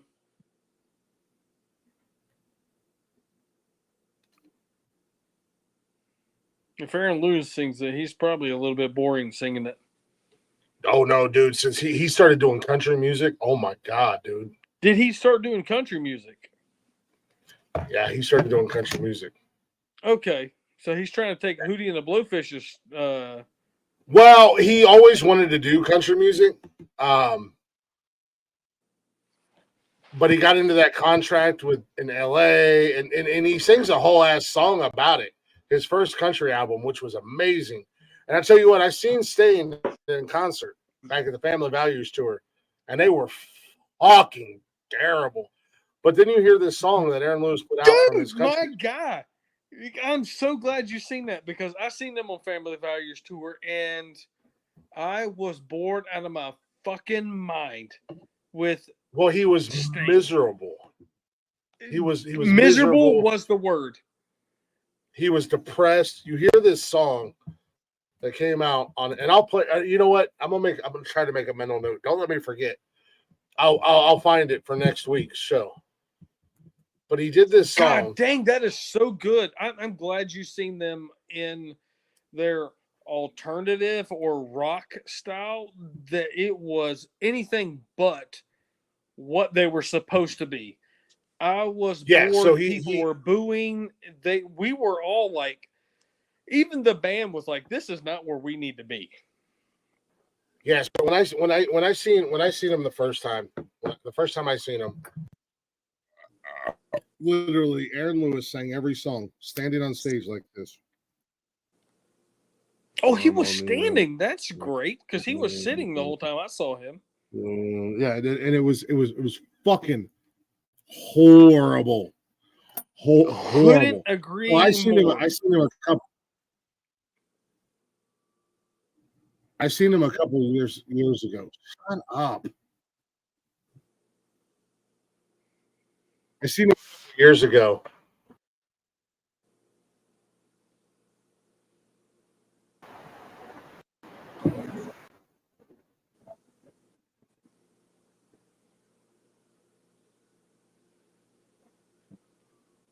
Louder Than Life in Louisville, Kentucky. It was Sting, and they were fucking awesome, dude. He was running around the stage. He was singing. He was having a great time. It was awesome. Do you think it's because he had that failed relationship that he's better now than what he was before? Well, he put out this country album, and one of the first singles that he put out basically broke down what he was going through during that time. Okay, so we're talking 98 through what, 2002? And I'll get that up here for one of the shows. I'm actually trying to download the song, but the music downloader that I use, if I have anything else opened up at the same time, it's actually fucking wonky as shit. And it acts insane for no reason. Here we go. Can I hit that button? Can I pet that dog? Let's all say that Glick is one mustache shave away from having an Amish wife. Hey man, I'm just saying.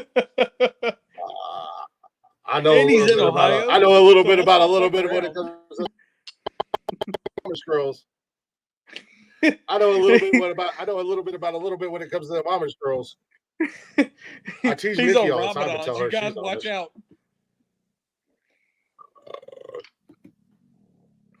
I tease Nikki all the time and tell her she's Amish. That's 'Cause hilarious. she's from Pennsylvania. I'm like, Jesus. Oh my Jesus. Just fucking close. You know what's super funny about the Amish is there's quite a substantial community in North Carolina, and that's where actually I got my dog from, and I named him Ami after the Amish community, which is my Saint Nice. Bernard. Yep. I spent 4 years with them. I worked for the Amish for 4 years. I don't know that much about the Amish besides what's on TV, right? But out of everyone who's got it right, they have it the most right. Mm-hmm. Well, see, there's a method to my madness, ladies and gentlemen. Is there? And I don't know if you've got onto it yet. There's a method to my madness when it comes to music, and I don't know if you've got onto it yet or not. So you see, we kind of steered. We kind of went down a road of reaching that breaking point and being done, and coming to realization and realizing things and understanding that you ignored a lot of red flags when you were in a relationship with someone, and you let a lot of things go that you typically wouldn't let go. I just played Dylan Wolf, Gone Like the Whiskey. Gone with Whiskey, sorry. So now we're going to dive into this drinking world. Oh, snap. And my man, Aaron Lewis, like I said, it just popped into my head. It just popped into my fucking head. I love this goddamn song. Aaron Lewis, formerly known as the lead singer of Stain. Well, he's still the lead singer of Stain because they're still touring. He's got a song about going through breakup, divorce, whatever the case may be. I would probably say it's a divorce. It's called Whiskey and You. I'm interested in hearing this. Like I said, Aaron Lewis is a totally different musician these days. He did kind of go down the Darius Rucker. Fuck, man. I didn't even think of Darius Rucker, man. He's got my South Carolinian. He's my South Carolinian right here. Just actually got a. He lived in Charleston. He literally lived 10 minutes from me. And just got a star on the Hollywood Walk of Fame. My ex-wife and kids seen him multiple times and actually got to talk to him several times. And I never got to meet him. And I love the guy. I love Hootie and the Blowfish. And I love Darius Rucker as a country singer. Darius Rucker, if you hear this, hit me up. Hootie and the Blowfish, country singer, big friends with the guy who does some type of boat show on Discovery or whatever it is. Well, the Dolphins make me cry, God damn it. Well, not the Dolphins, but the Browns. Well, speaking of dolphins, the first time I ever saw a dolphin, my wife and I, was in Charleston, South Carolina, heading to Folly Beach on the very first kind of inlet. Yeah. I don't know what the inlet is right there. The very first inlet into Folly Beach, my wife and I stopped at and saw dolphins in the bay. My first amazing. Yeah, my first apartment that my ex-wife and I had when we moved to Charleston, there was marsh. The Ashley River was on the back, was like right up against the one side of the apartment complex, and then like you could go to like this was like a little area where there was like you could drop your John boat and whatnot in there, but it was like marshlands, and during high tide, the dolphins actually came up there and swam, and that's where I would go in the mornings after I dropped the kids off and kind of get my mind right and, just deal with things and listen to music. Yeah. And I would sit with my feet in the water, and literally the dolphins would come and swim past me like a foot, 2 feet away from me. So let's give some content to the people who are just listening. So where I currently live and where Glick used to live is sub 2 hours from each other. So where Glick used to live, I've actually visited multiple times. I have stayed in West Ashley. That's where I live. Glick say, there you go. See, That's Glick where I live. knows exactly That's where West my Ashley house is. was that I was going to buy. Correct. And I have went to Folly Beach multiple times, which is an amazing area if you have money. If you have, it's Folly Beach on James Island is a tourist beach. Now, if you're a resident in Charleston, like we were, you can park. You don't stay in Folly Beach.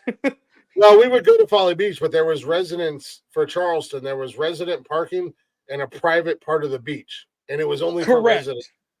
And that would be which is where we went a lot of times. However, Folly Beach is fun. There's bars, there's restaurants. Cool. If you want to go to the dock and you want to go see the ocean, like the dock is super cool, right? Like it's kind of like it's a dock to the ocean, but / intercoastal. It's kind of that weird little area. End of America. I couldn't agree more. It's that weird little area, isn't it? No, I actually I used to work for Orkin down in Charleston, and I took care of James Island. I took care of Mount Pleasant, which had Sullivan's Island and the Isle of Palms. I also took care of downtown Charleston, and I took care of West Ashley. Those were my areas that I took care of. So basically, he was on the United States, and then there was a bridge that went up and down that he crossed over to get to the other United States. Yeah, that's Mount Pleasant. That's the Ravenel Bridge, and you crossed up and you went over into Mount Pleasant, the Ravenel Bridge, or if you were on 526, what was it, the Waldo Bridge or something like that? Yep. There was only 2 ways in and out of Mount Pleasant. Ravenel and Bridge. Also, that's how the American defended itself. Well, Fort Sumter is over out in the water off of Mount Pleasant, but you also have what I can't think of the name of the goddamn fort that's on Sullivan's Island. I can't remember either. During the Revolutionary War, that's how South Carolina got their flag, the Palmetto flag, which is hanging in my living room, by the way. Because during the Revolutionary War, they were building that fort. I can't remember the name of it. And they were not quite done building it, so they just dropped down a whole bunch of palmetto trees. And when the English were firing the cannons from their ships, because the palmetto trees are stupid strong, they were just taking them cannonballs like they were nothing. Dude, they were like fucking like what would you call it? Like in the inflatable like I don't even know what you call them, like those inflatable men. Like they're fucking like slinkies, right? Yeah, the palmetto trees or palm trees, as you guys are, they're so strong. The wood is so strong, and they literally just chopped a bunch of them down and packed them with mud and laid them down. And the cannon fire they were able to withstand the cannon fire, and that's why Charleston flag is Charleston flag, or the South Carolina flag, not Charleston. But and it's the Palmetto State. Not only that, but a little fun fact. We're getting away from the music, but a little fun fact before we get back into the music. It's totally a fun fact because you have to know how we connect, right? Yeah.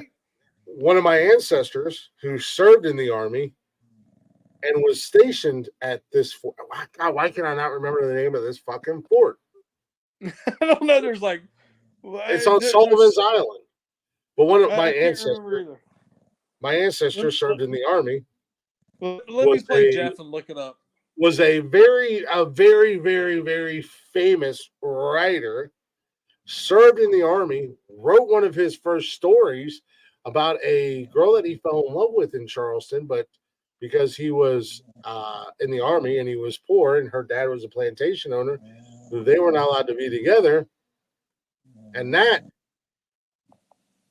Army veteran was none other than Edgar Allan Poe.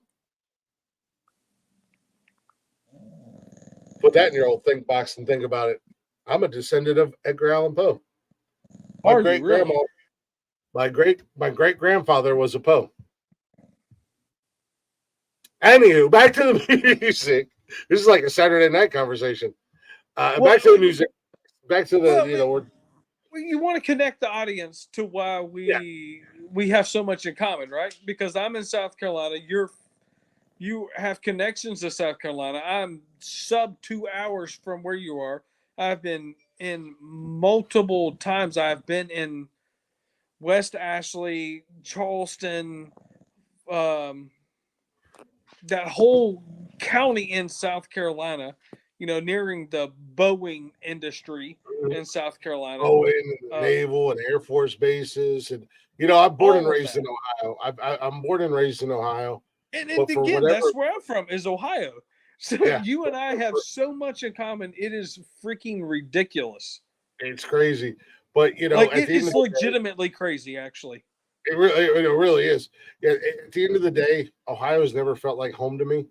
I fell in love with Charleston. I'm 100% the same way. I grew up in Ohio, but Ohio's never felt home to me. Yeah, I fell in love with Charleston when I was 17 years old. I went down there for the first time for spring break. I went to Charleston. Me and a couple friends of mine. All of our other friends were going to like Florida and Atlantic City and Virginia Beach and there was like 3 or 4 of us that went down to Charleston. And I fell in love with Charleston. I absolutely fell in love with it. My senior year, I went back down and I said, I want to be here. I want to live here. This is for whatever reason, I have a spiritual connection with Charleston. And Charleston is really funky, right? Because it's not spring break as it is. No. It is very as I feel at home in Charleston. As it is a tourist city. You go to spring break in Florida as I feel a tourist like I'm at home in South Carolina. It's a tourist city, but it was the first place I've ever been to that felt like home for me. Yep, I agree with that. It was the first place that I ever, and I don't know what it is. I don't know what spiritually connects me to Charleston. I do not know, but that's where I feel at home. That's where I'm happy at. Even as as mentally and emotionally broken as I was the entire time I lived there, well, with the exception of like the last 2 years, it was home. I had some sense of peace being there. I don't know what it is. I really don't. I don't know what it is. About Charleston, and I want to get back there. I want to get back there so bad. But my kids are here, and this is where I want to be. It's so funny that you say that, because as an outsider who lives sub 2 hours from Charleston, when I say Charleston is one area, but it is broken up to what, 4 or 5 sections that are all just 10, 15 minutes from each other. Oh yeah, Charleston, James Island, Johns Island, Mount Pleasant, West Ashley. It's they're all down there together. It's a cluster. It's all but a bridge away, right? Yeah, and that was a heartbreak for me leaving Charleston. That was very hard for me to leave Charleston, but I knew it was the right thing to do because I had no say in the matter. My ex-wife. Well, first and foremost, always becomes family before location, right? Oh yeah, always. Absolutely. And I didn't want to be 12 hours home away is from where me. the heart is. You're never married to your kids. You only have to do what you have to do for your kids until a certain amount of obligated time, and then your kids forge their own path. Yeah, and Nikki and I have talked about it. Once my son graduates high school, and in all honesty, more than likely, once he graduates, he's going to go with us to Charleston. Dude, can you imagine you doing you in Charleston, and I say, "Hey, Glick, let's do a show in Charleston." 2 hours ain't nothing. 2 You hours know, is nothing. Let's go to a restaurant, like a Mexican restaurant, and let's plop the iPad down and let's fucking just go. I know exactly where there's 2 locations we're going to go in Charleston, and they're both on Market Street. One is Henry's, and it's a 3-story bar, and the other one is Tommy Condon's, which is an Irish bar, and that's where we're going. So you mean cold cervezas and chips, and cold cervezas and some type of Irish dish? Yes, And live I'm great music. 100% in. And both of us technically being from the Midwest, I can't remember the name of the bar, but if you go up 2 blocks and take a right, there's a Big Ten bar. All you have to do is send me an address on GPS, and I'm there. The owners from Chicago. The owners from Chicago been in Charleston for years now, but that's a Big Ten bar. Dude, I am down. You know this. I love everything. You know, I got at minimal 10 more years. I told Nikki, I said, once Cash graduates, once he's doing his thing, and he's already said, because that's where he was born. Cash was born in Charleston, and in Charleston, and he misses Charleston. I mean, he was like, what, 4, 5, almost 6, I think, when we came back to Ohio. Oh man, yeah. He misses Charleston, dude. That's where he was born. He's a Charlestonian, man. Yeah, and what's really crazy is my kids are from sub-Charlotte, North Carolina, right? Which is called Matthews, North Carolina. And my daughter is 15, and she is down to go anywhere because I am her kind of home base.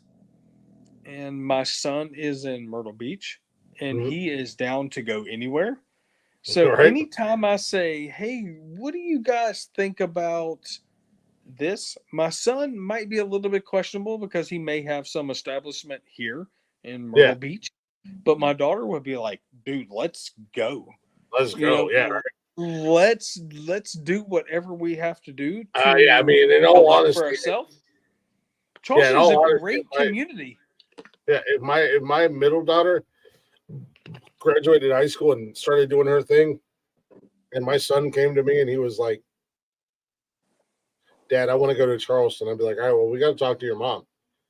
And as long as she was cool with it, if he wasn't graduated from high school yet or whatever, and he wanted to go to Charleston, I'd leave right now. I'd leave. Well, the thing about it is, when you're 18, you don't have to ask permission anymore, right? Well, when she graduates high school, he'll only be like 14, maybe 15.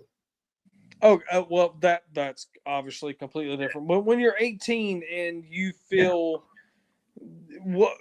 taking him as an example, when you feel your home is somewhere else, you go to it. You no longer have to ask for permission when you're 18 years old. Once he graduates high school and he's done, bro, if you want to go, I'm coming down there first and foremost. I love my kids to death, and I hope that and it's like, look, you guys are growing up. You guys are adults now.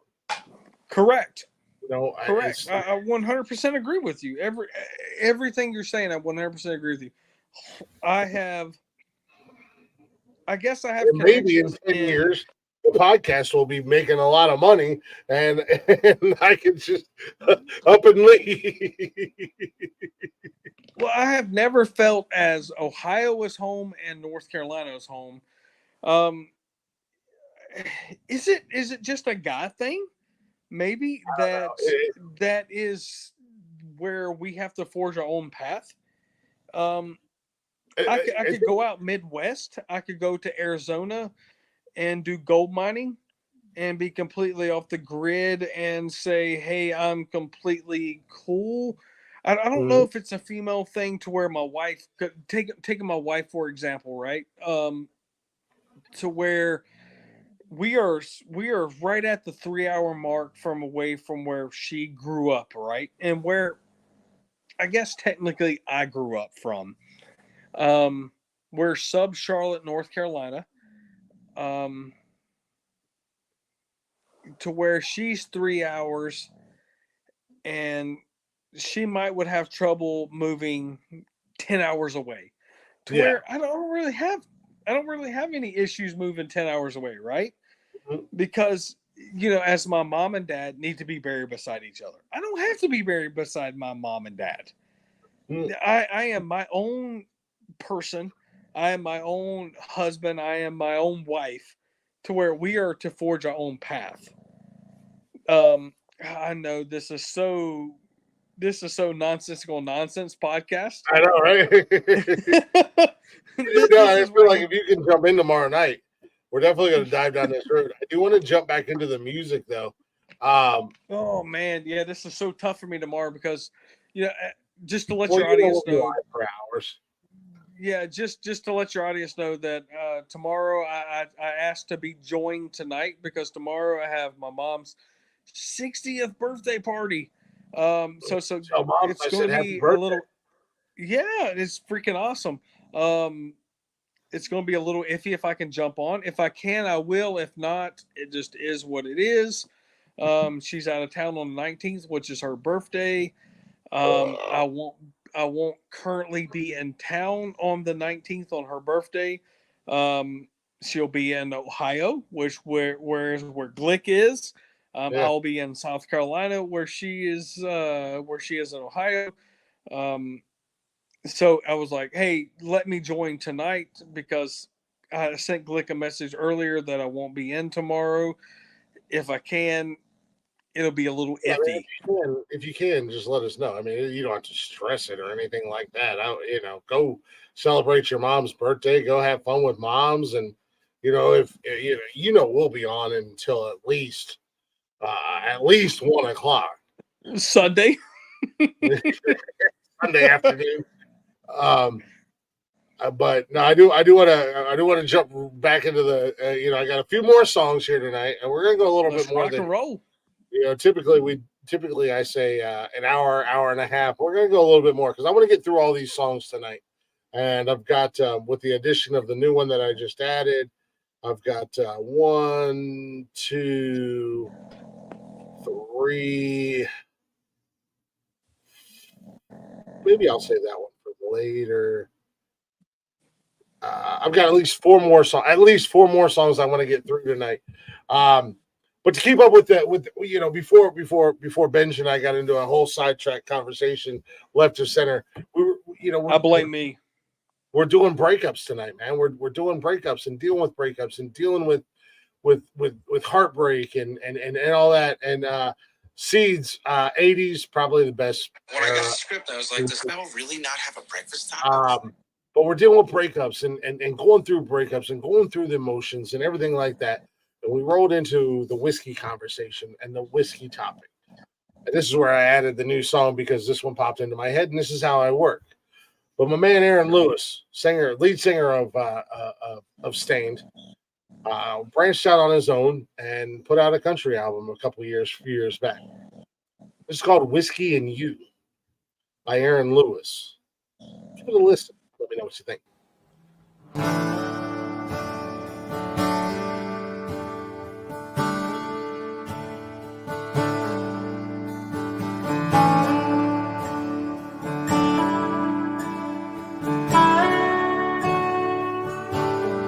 There's a bottle on the dresser by your ring, and it's empty. Right now I don't feel a thing, but I'll be hurting when I wake up on the floor, but I'll be over it by noon. That's the difference between whiskey and you.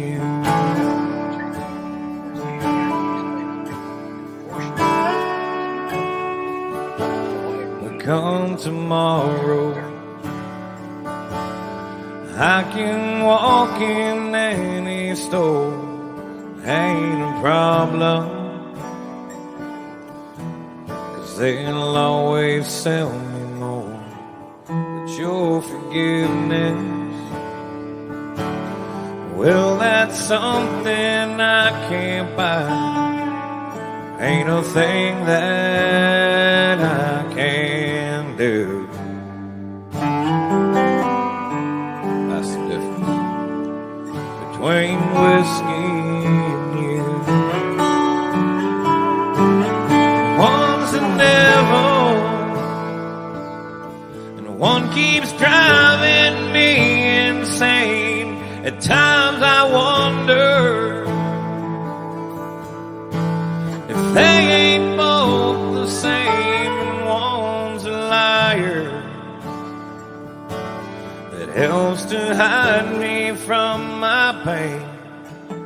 One's a long gone bitter truth. That's the difference between whiskey and you.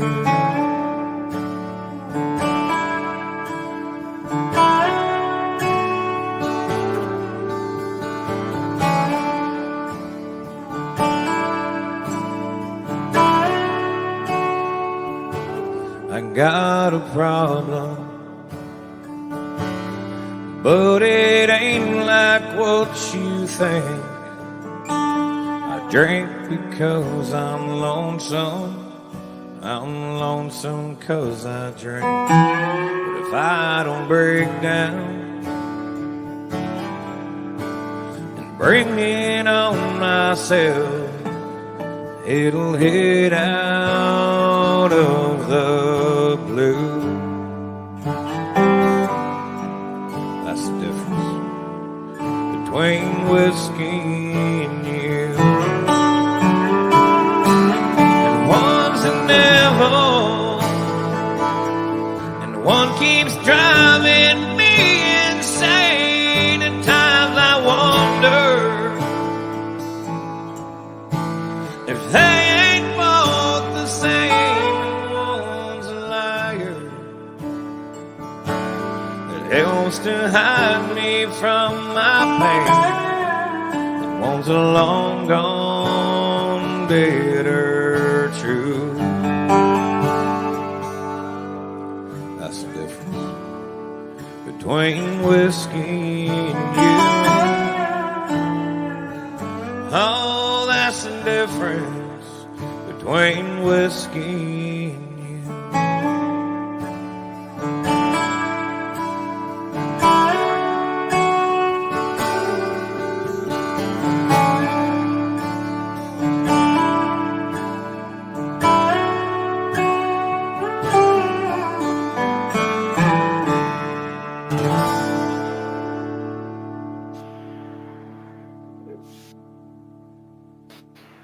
Start this dance out. Fucking up at the end. Over it. We'll take the shots and we're moving on. But we're bringing this back around. We're doing the do-si-do, the okie dokie with you guys. We're going to bring this shit back around when we're just dealing with a brand new breakup. We're just dealing with the issues of going through a brand new breakup and some of the mistakes and some of the things that we do when we go through these new breakups when they first happen. And we're trying to understand why it happened, what did I do wrong, what could I have done better, all that other jazz. See, there's always a method to my madness. Bullet whiskey for the amount of money. I do like Bullet. I like Bullet whiskey. I like Bullet bourbon. I don't know if there's a difference, but I like it. And Lewis, drink liquor like I used to, guys. And when I drank liquor, I was a Jack Daniels, Jim Beam. I love my guys from the South because they always brought a little Southern comfort every time they came to party. Gentlemen. There's so many in there. Yeah.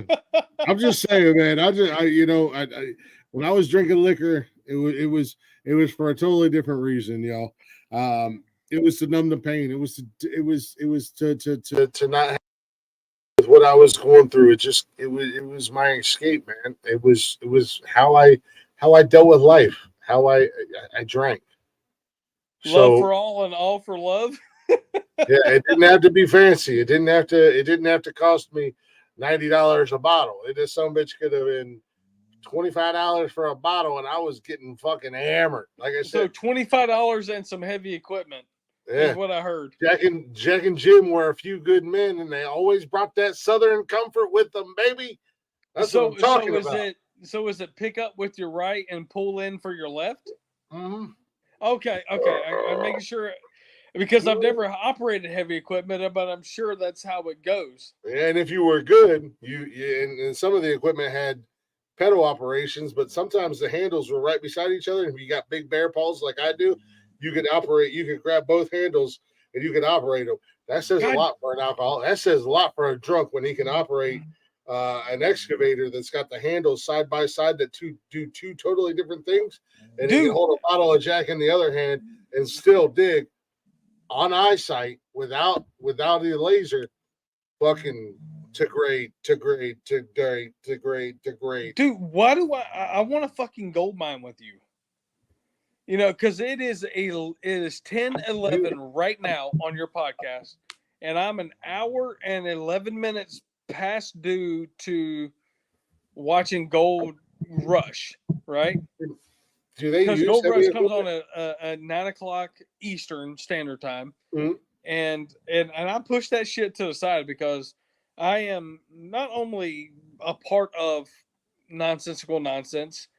Well, this is Glick's House of Music, not Nonsense. Well, Glick's House of Music, because I can't be on tomorrow, ish. But I'm a fan of Nonsensical Nonsense, Glick's House of Music, and again, not only is this, I'm not a part of country music, so I want to be a part of country music.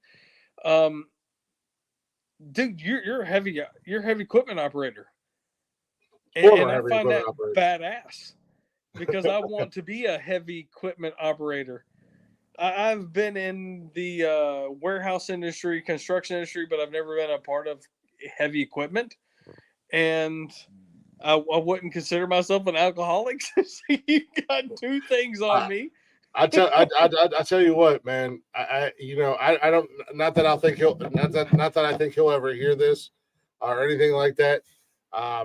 But my uncle, as big of an asshole as he is, and yeah, Uncle Rob, you're a fucking asshole. You know you're an asshole first and foremost.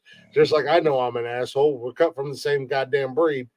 You know, it was the best goddamn teacher I ever had in my life. That man, I have literally been in holes, and he has come down with an excavator digging the hole, and I've been down in the hole doing stuff, and he has literally put that bucket right up against my arm, and I didn't have a fear in the world. That man, he taught me. He taught me everything I knew, and everything I know about operating heavy equipment. Mm-hmm. Shout out to him. Like I said, he'll never hear this. My family and I, we don't talk. It's okay. I understand. Sure. I made the decision. I pulled the trigger on that.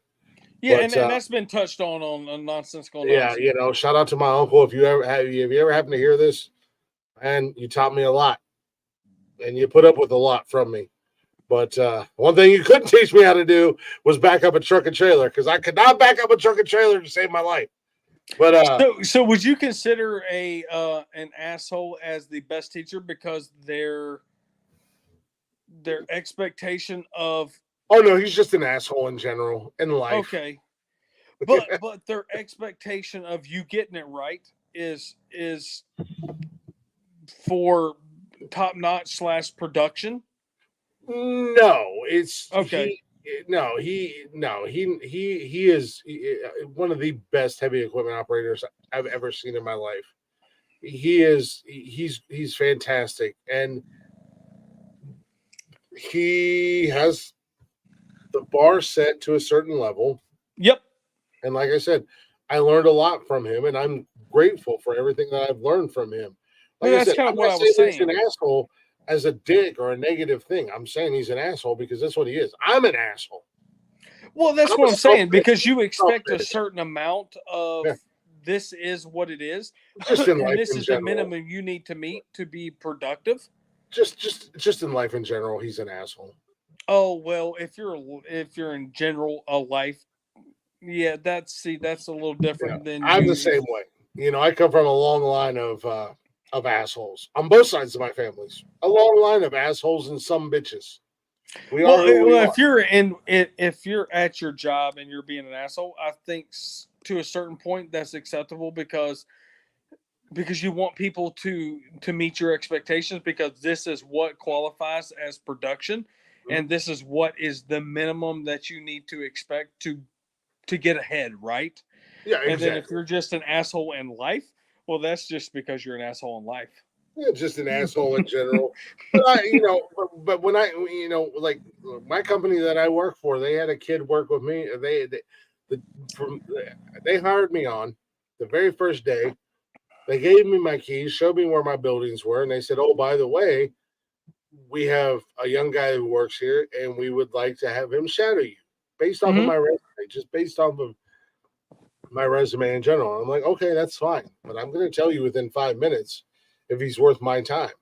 And if he's not, I'm not going to waste my energy and my breath on trying to teach him anything." You didn't want to mold him? And my boss just kind of looked at me.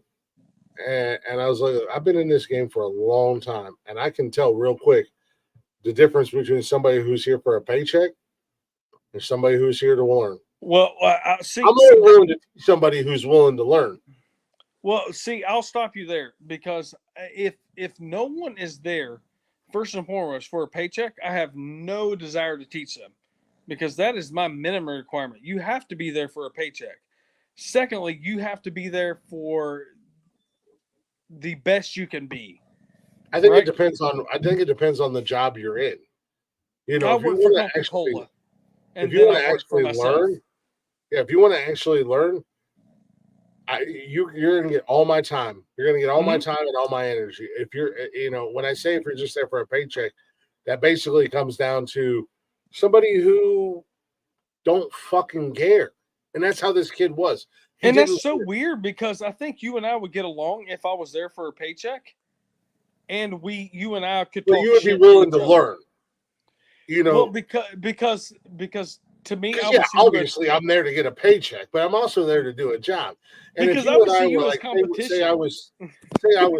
say I was still doing excavating and whatnot, and I was operating skid steers and excavators and bulldozers and driving dump trucks and stuff like that. Mm-hmm. And you came in, obviously we're all there for a paycheck. I mean, that's why we work. If you say anything less, then I'm not interested.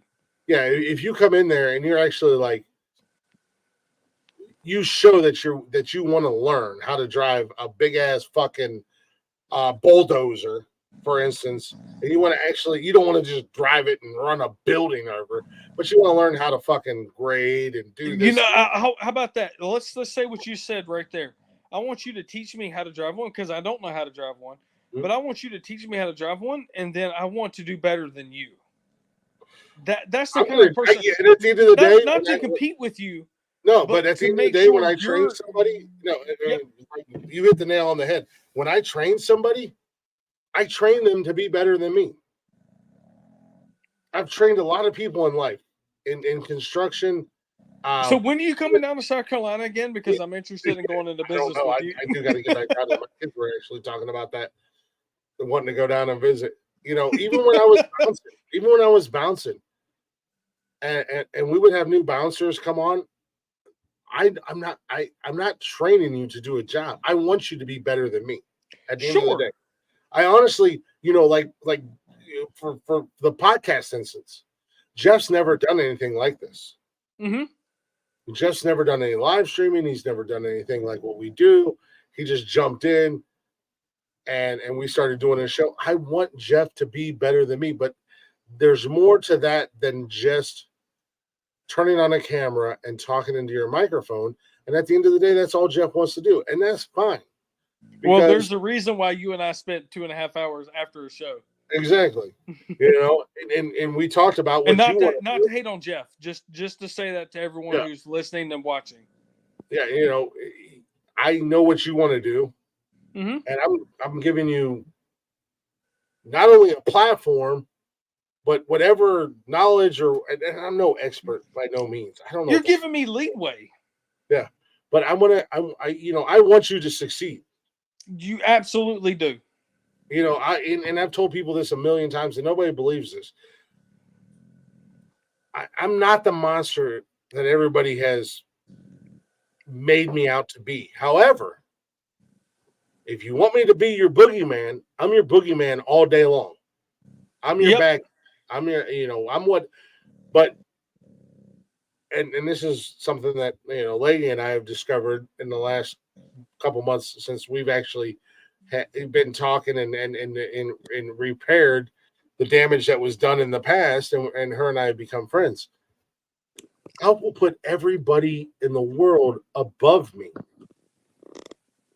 I will actually agree with that, because the conversations you and I have had outside of what this is, I will agree with that, because not only have you given me a go ahead, but I have came to you and say, hey, let me build on what you have already made. And I don't want to take any credit on my side.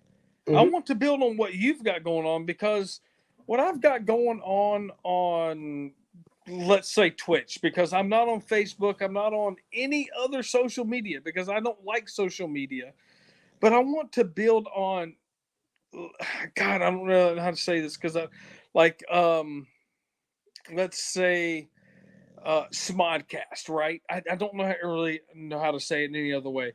Like a Smodcast kind of thing, which is an OG kind of thing, because I want to build nonsensical nonsense into something else, into a network.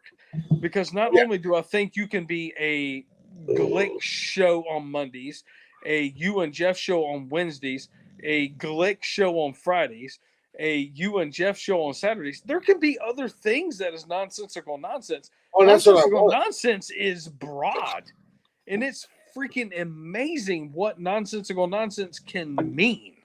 Well, and that's what I want, and that's what I want to create. The problem is there's a lot of people out there, and I don't ask for much. I mean, I offered the same thing I offered to you, to other people, and all I asked for was, hey, on this network, we've got 3 channels. You can broadcast on 2 of them. Give us one, and make sure you shout out nonsensical nonsense. I don't even shout out your stuff.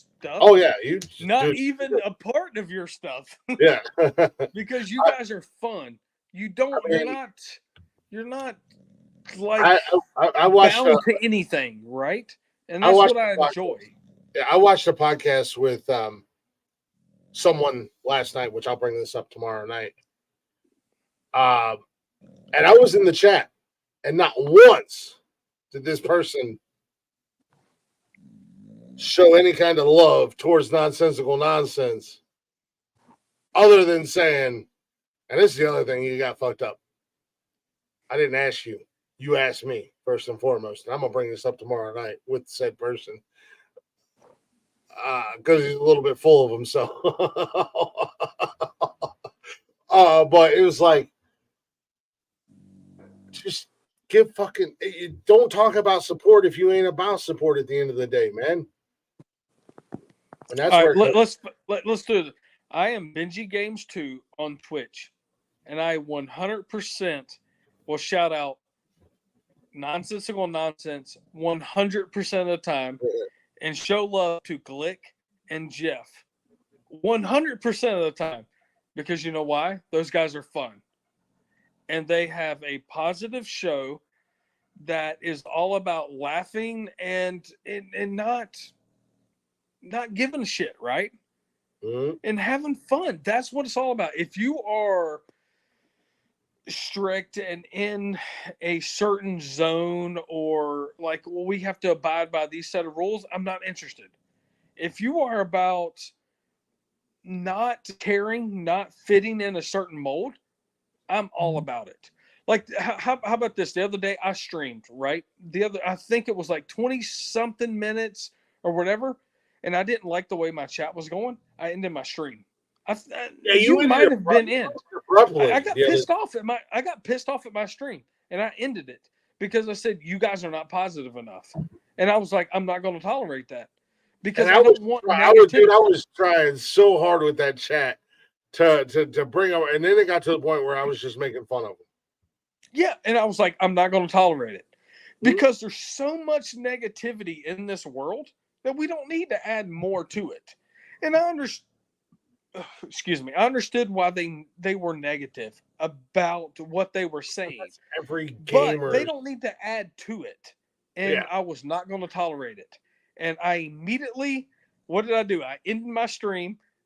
I haven't been on in a few days because I don't want to tolerate negativity. I want to tolerate positivity. I want to tolerate laughing and having a good time. It doesn't matter who you are. It doesn't matter what color you are. It doesn't matter who you are. It doesn't matter any of that.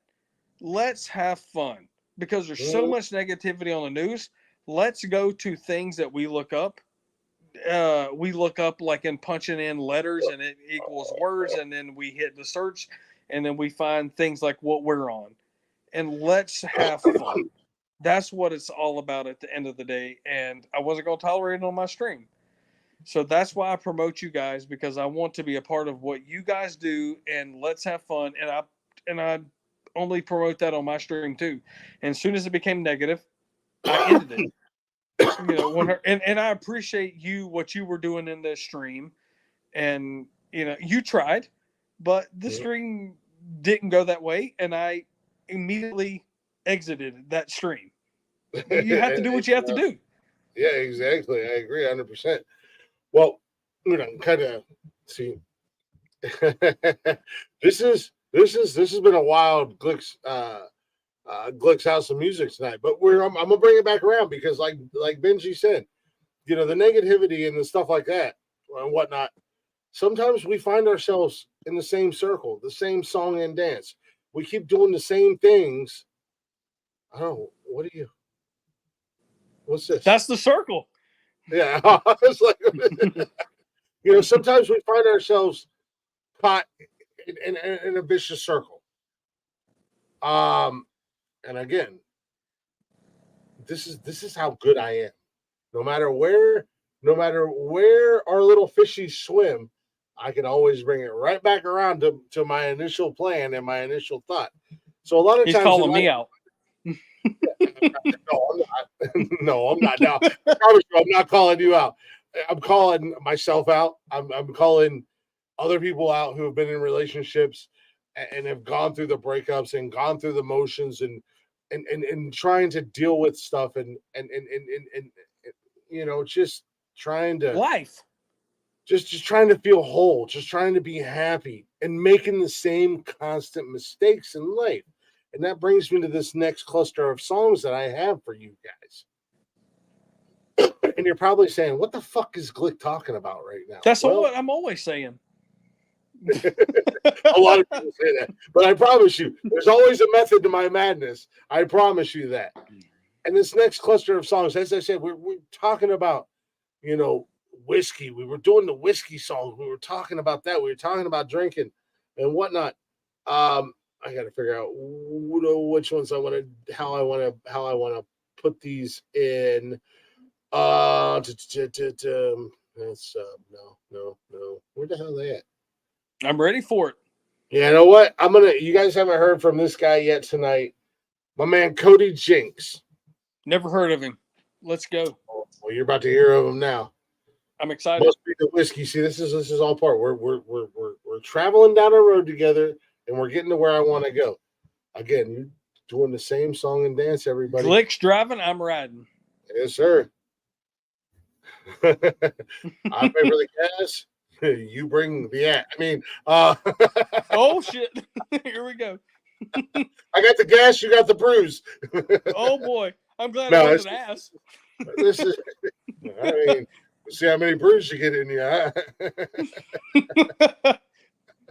No. This is all. The next group of songs that I have, starting with my man Cody Jinks, it's just about staying in that vicious circle, and doing the same things over and over again, and really fucking with your emotions and making you feel some sort of way. This is my man Cody Jinks. Must be the whiskey.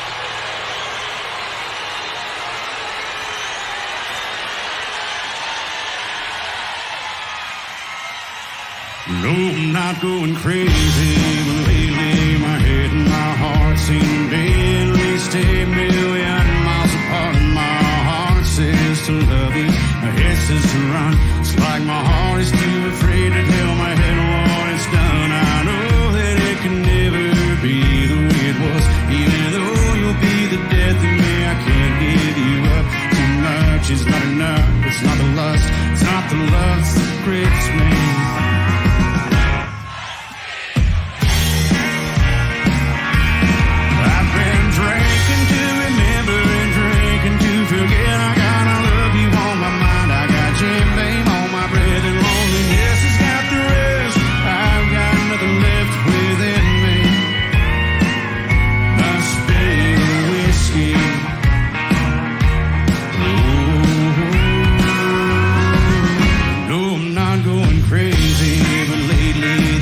In my head, we're a whirlwind of a world of a million regrets. All the things I should have done, all the things I should have said, all the pain that comes from hitting the mess you made of yourself. I know I'm chasing rainbows, thinking I can make it work, but the fact is that my actions speak louder than my words, and it only makes it worse thinking of her, thinking she'll forgive me.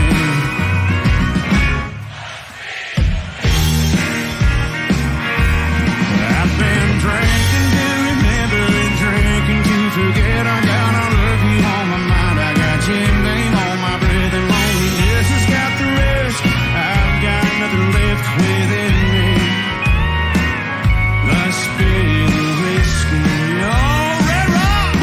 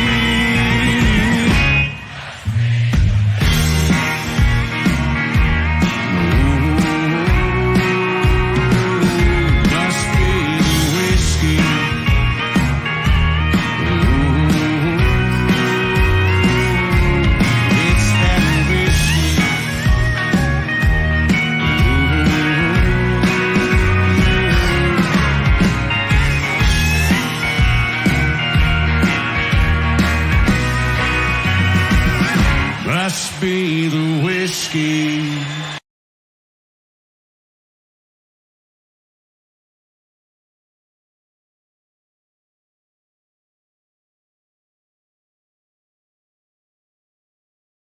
Right there, Cody Damn Jinx. It must be the whiskey.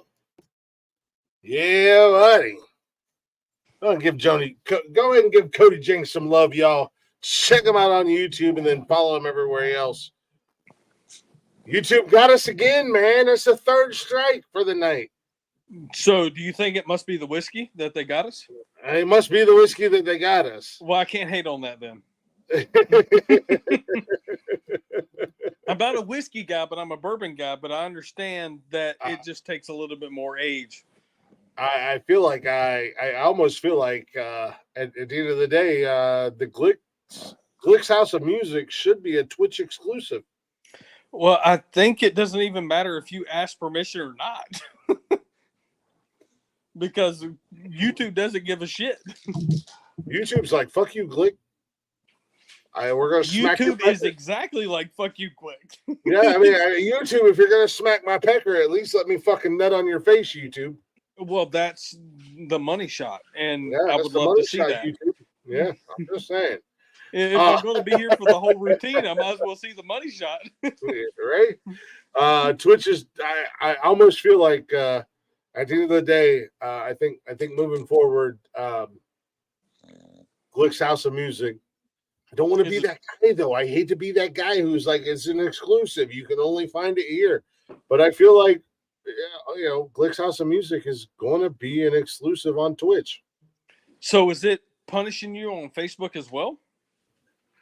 Well, I don't put it on Facebook on purpose. Okay. So Because you're kind of YouTube, Twitch. Typically, surprisingly, we have not gotten in trouble on Facebook since I created an actual Facebook page. So I don't we have even know how that's possible. So we have a Facebook group. Sure. And then I have a Facebook page, like a main page, like a main profile. It's a business page, whatever. What's the page called? Nonsensical Nonsense Podcast. Well, I just want you to do a shout out. That's why. Yeah. So on the group page, even when I played Blacktop Mojo, and Blacktop Mojo, again, shout out to the guys. Nothing but love for you guys. Again, I've never known Blacktop Mojo, but I am a fan of Blacktop Mojo now because of Nonsensical Nonsense. Yeah, I mean they've been with us since day one, literally since we started doing live streams of the show. Fun band. They've let us play their music. We've had Matt on the show. I went and seen the guys in concert. Is Matt the lead singer? Stage, and I was literally right there. I was this far from stage, man. And Cat came out and he was like, he was like, what's up? Damn, man. I gotta go back and find that show because great. He's cool. The fucking fantastic artist. Even and if I put it on our Facebook group, they bring our video down. But since I created the Facebook page, we're not getting our balls busted about the music that we play. Okay. Now, however, that just kind of reminded me, I'm doing all this country music tonight. I'm doing all these breakup songs. Oh. Well, it just seems fitting that you're breaking up with YouTube right now. Then I feel like I am breaking up with YouTube, but Matt James, I got you, buddy. You're making your way on the country show tonight, just so you know. Hello. I got you coming up here after a couple of these songs here. But as my guy Cody Jinks said, it must be the whiskey. Well, it's the same song and dance.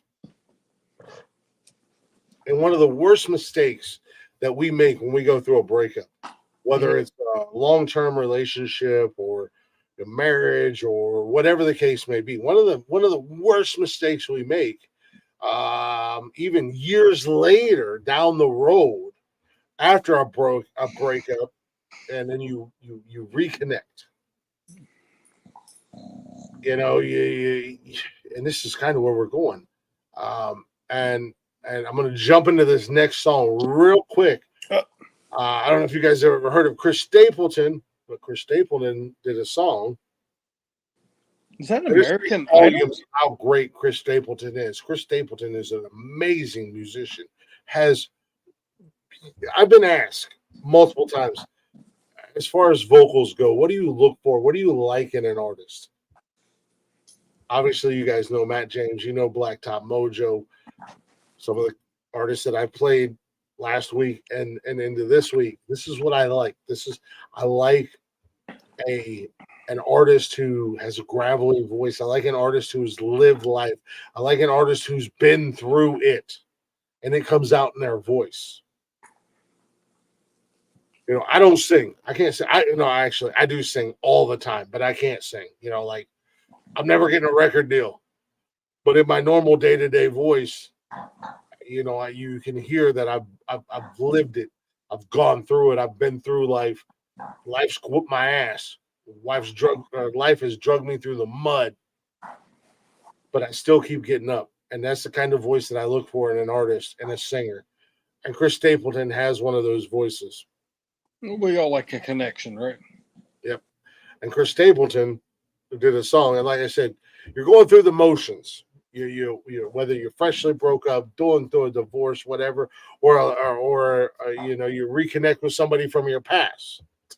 That's what I said. This is the dance we're doing tonight, and I did this on purpose because I want you guys to listen to the songs that I played. I want you guys to hear the songs that I played. I want you guys to understand the cycle that we go through as human beings, men or women, when we go through a breakup.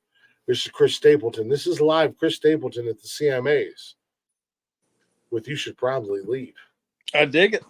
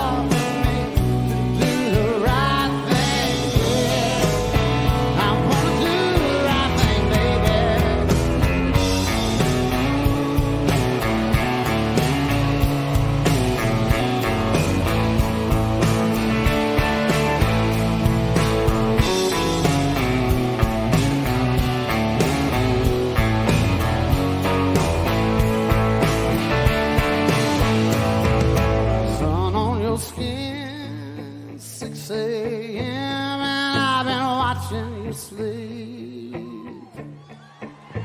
And honey, I'm so afraid you're gonna wake up and say that you should probably leave. 'Cause I know you, and you know me, and we both know where this is gonna lead. I want you to stay, but you probably say that you should probably leave. Yeah, you should probably leave. Oh, you should probably leave.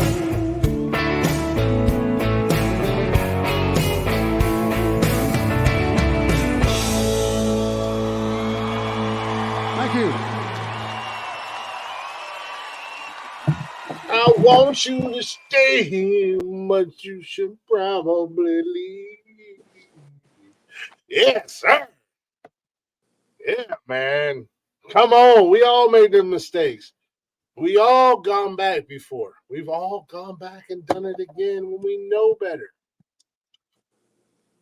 Come on. Tell me you haven't. Benji, you've done it, haven't you, with past relationships? Absolutely. You know why? Because I'm human. We are all human. We all have That- emotion. We all have feelings. That is 100% the reason why. This is part of the dance that we do when we go through breakups. A serious, a breakup in a relationship, not a breakup from some chick that you met at a bar on Saturday night, and then you hung out a couple times, and then you stopped talking to her. Excuse me, dog. I want to fight you. The dog wants to fight you too. She does. She's always blowing up on me. What doing here, mama? No, You know, I will say it's because we have lessons to learn, right? it's all about the lessons to learn, but at the end of the day, it's also a level of comfortability. For sure. You have a sense of security, so you are willing to go back so easily, and at the same time you put away past transgressions, so to say. And it's very easy to go, okay, well, when it's on, it works. When it's right, it's right. But that level of working and being on and all that, it's not a constant. It's not a mainstay. You know that without a shadow of a doubt that this is only temporary. This is only a temporary thing. Yeah. Well, I completely agree with what. Oh, sorry, I keep knocking over the iPad.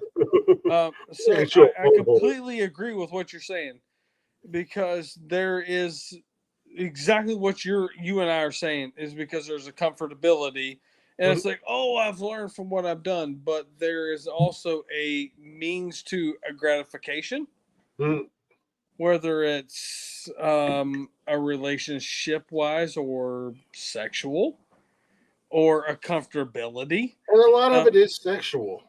Correct. And it's like, there's, I know how to make her happy because I see what she was, not happy about. And some of it is due to partner not telling us what they were unhappy about until it's the end. And there's some also of us saying that we don't know what we're for sure is our limit until it becomes an end. Exactly. So there's a learning process, right? And there's nothing wrong with going back to what we know to learn a little bit more of what we need to know. Exactly. No, and I'm a believe it or not, I'm a very big person about communication. Communication is got to be. Nikki's. I'm gonna put my personal relationship. Nikki's not used to that. There's been a couple of times where, and a lot of times it's fucking 4 a.m. and we're both drunk as shit, and neither one of us really know what we're fighting about. But she gets so mad at me because it's like, no, you're not going to go sleep on the couch. No, you're not going to go sleep upstairs.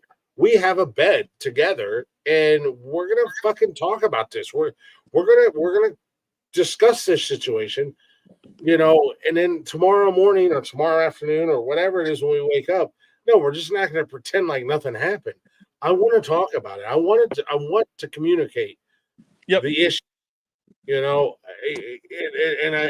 it's like I've always been that person. I don't know if it's because I'm a Libra or what it is, but I don't even know what that is. It's my zodiac sign. Yeah, that's because you're gay. Well, I didn't pick my zodiac sign, but there is certain degrees of astrology that and I'm only halfway invested into astrology. Let's be honest, but I think it's because you're cowboy hat. I got another one up there. I got two more up there. Fuck. I mean, if you would have called me gay, I could put my Budweiser hat on. Oh man, here it goes. Hey guys, I gotta go put my shorts on. Give me a second. Play another song so I can put my shorts on, because it's getting deep. Yeah, I'm trying. I keep dropping hints to Nikki. She keeps asking me what I want for Christmas, and I'm like, "Oh, there's a Miller Lite cowboy hat and a Michigan cowboy hat from the same company." I'm just that means you want her to you want her to be a pegger. That's exactly what that means in my Oh no, head. trust me. Oh no, trust me. Trust me. She knows she's a pegger. We've had this conversation. Trust me. A, this is an exit only. B, she knows the demons that I exercise, and she don't want no part of that. Oh man, this is good shit right here. That's not even a question. Trust me, we are both on the same page when it comes to that region of my body. This is good shit. This is awesome. Anyway,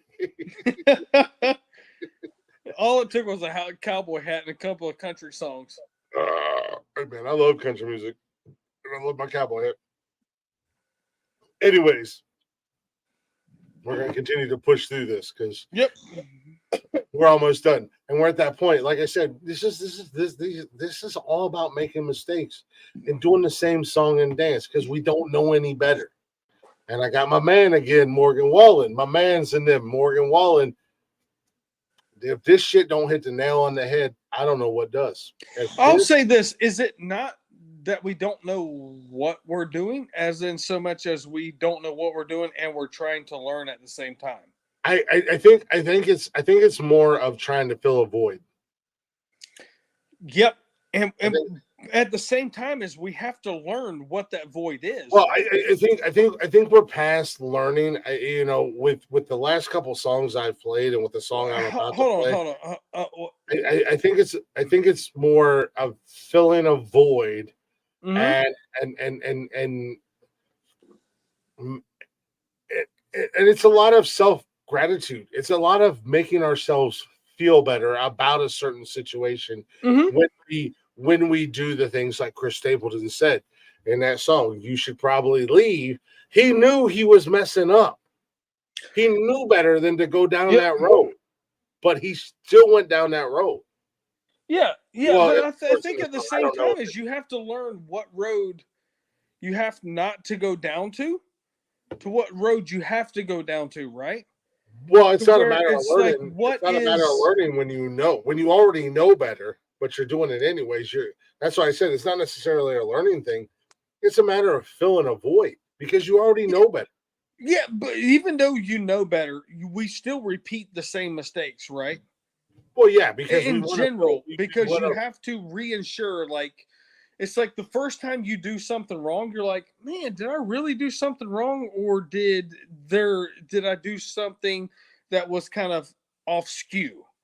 Well, I mean, the first time I stuck a fork into an outlet, I learned my lesson. Like, don't do this. But sometimes I still stick a fork in an outlet because I want to feel alive.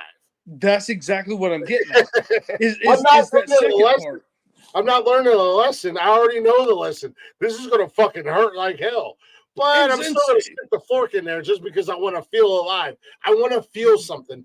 And I think that's the part I'm talking about in relationships, because sometimes it's that shock, but we really need the electrocution, right? Yeah, exactly. But at the end of the day, it's like you know better. But this is also it's not, but it is kind of a safe place. And I've made this mistake 100% by saying this is a safe place. Yeah, and I've made this mistake, and I made this mistake, and before I made this mistake, I had this conversation with said person, and I said, "This is literally all it is," and she said, "Yeah, this is all it is. At the end of the day, this is what you are to me." And but what when you say that to yourself, because I've said this to myself in two different versions of right, is this is all that it is, and expecting more, and this is all that it is, and expecting less. No, I with the music, with the couple of songs that I've played, it's exactly with said person, it's all it was, and we had the conversation of, and I'm still doing that dance of, we said that we would be friends, and I'm still doing that dance of trying to figure out how the hell to be friends, and communicate and not be completely fucking weirded out, and at the same time not cause problems in my current relationship. You know what? Taking that for an example, I think the only time that applies to be not weirded out is when you have offspring. I'm not weirded out about anything with my ex-wife. Correct, because I have offspring with my ex, right? I have there's 2 kids involved, and for the most part, we don't communicate because my kids are older. I think at least my youngest is 15. So I don't really have any issues for the most part. Yeah, I see my ex literally every day, but we get along. Oh gosh, no. We have. And there was never, and this was the thing with my ex-wife. There was never any going back. There was never, 100%. Same with me. Yeah, it was never like, I'm drunk. It's 2:00 in the morning. I wonder what she's doing. Like, that was never an issue. When she left, like that. Yeah, exactly. When she left, dude, it wasn't. And as I said earlier, it wasn't. Her leaving me for somebody else was not what bothered me. I was more worried. I was so concerned and worried about my kids. Correct. And, in the first few months, in my kids' eyes, I was a monster, and I was an absolute. See, as a male, that is really fucking hard. So let me kind of, I guess, enlighten the people on my side. So I actually left on my side, because I said, I'm not a prisoner. I'm not your prisoner. You're not my warden. And I left. And she was like, "Oh, so you're leaving me?" I said, "No." I said, "No." She said, "So you're leaving me and your daughter?" I said, "No, I'm leaving you. I'm never leaving my daughter." I'm always 100% always there for my daughter. I'm not there for you because I didn't love you and I didn't like you any longer, and it didn't work out between you and I.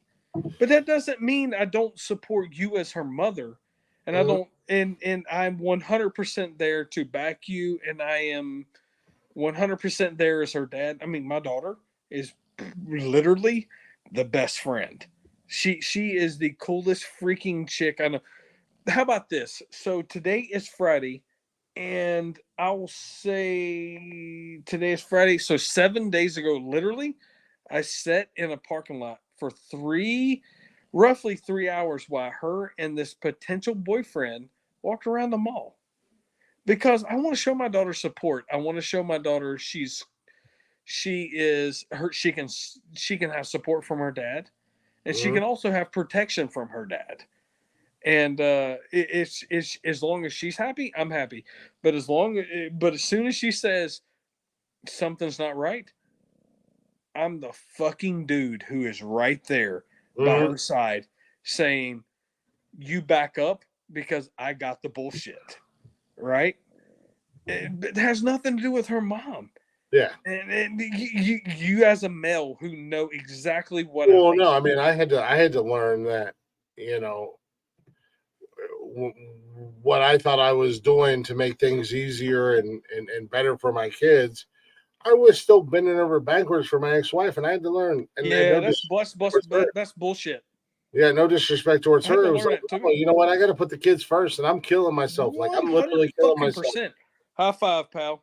And, and, and I literally started over, man. I had a nice house in Charleston. I had a great job, and I literally came back to Ohio, and I started all over again in a worse place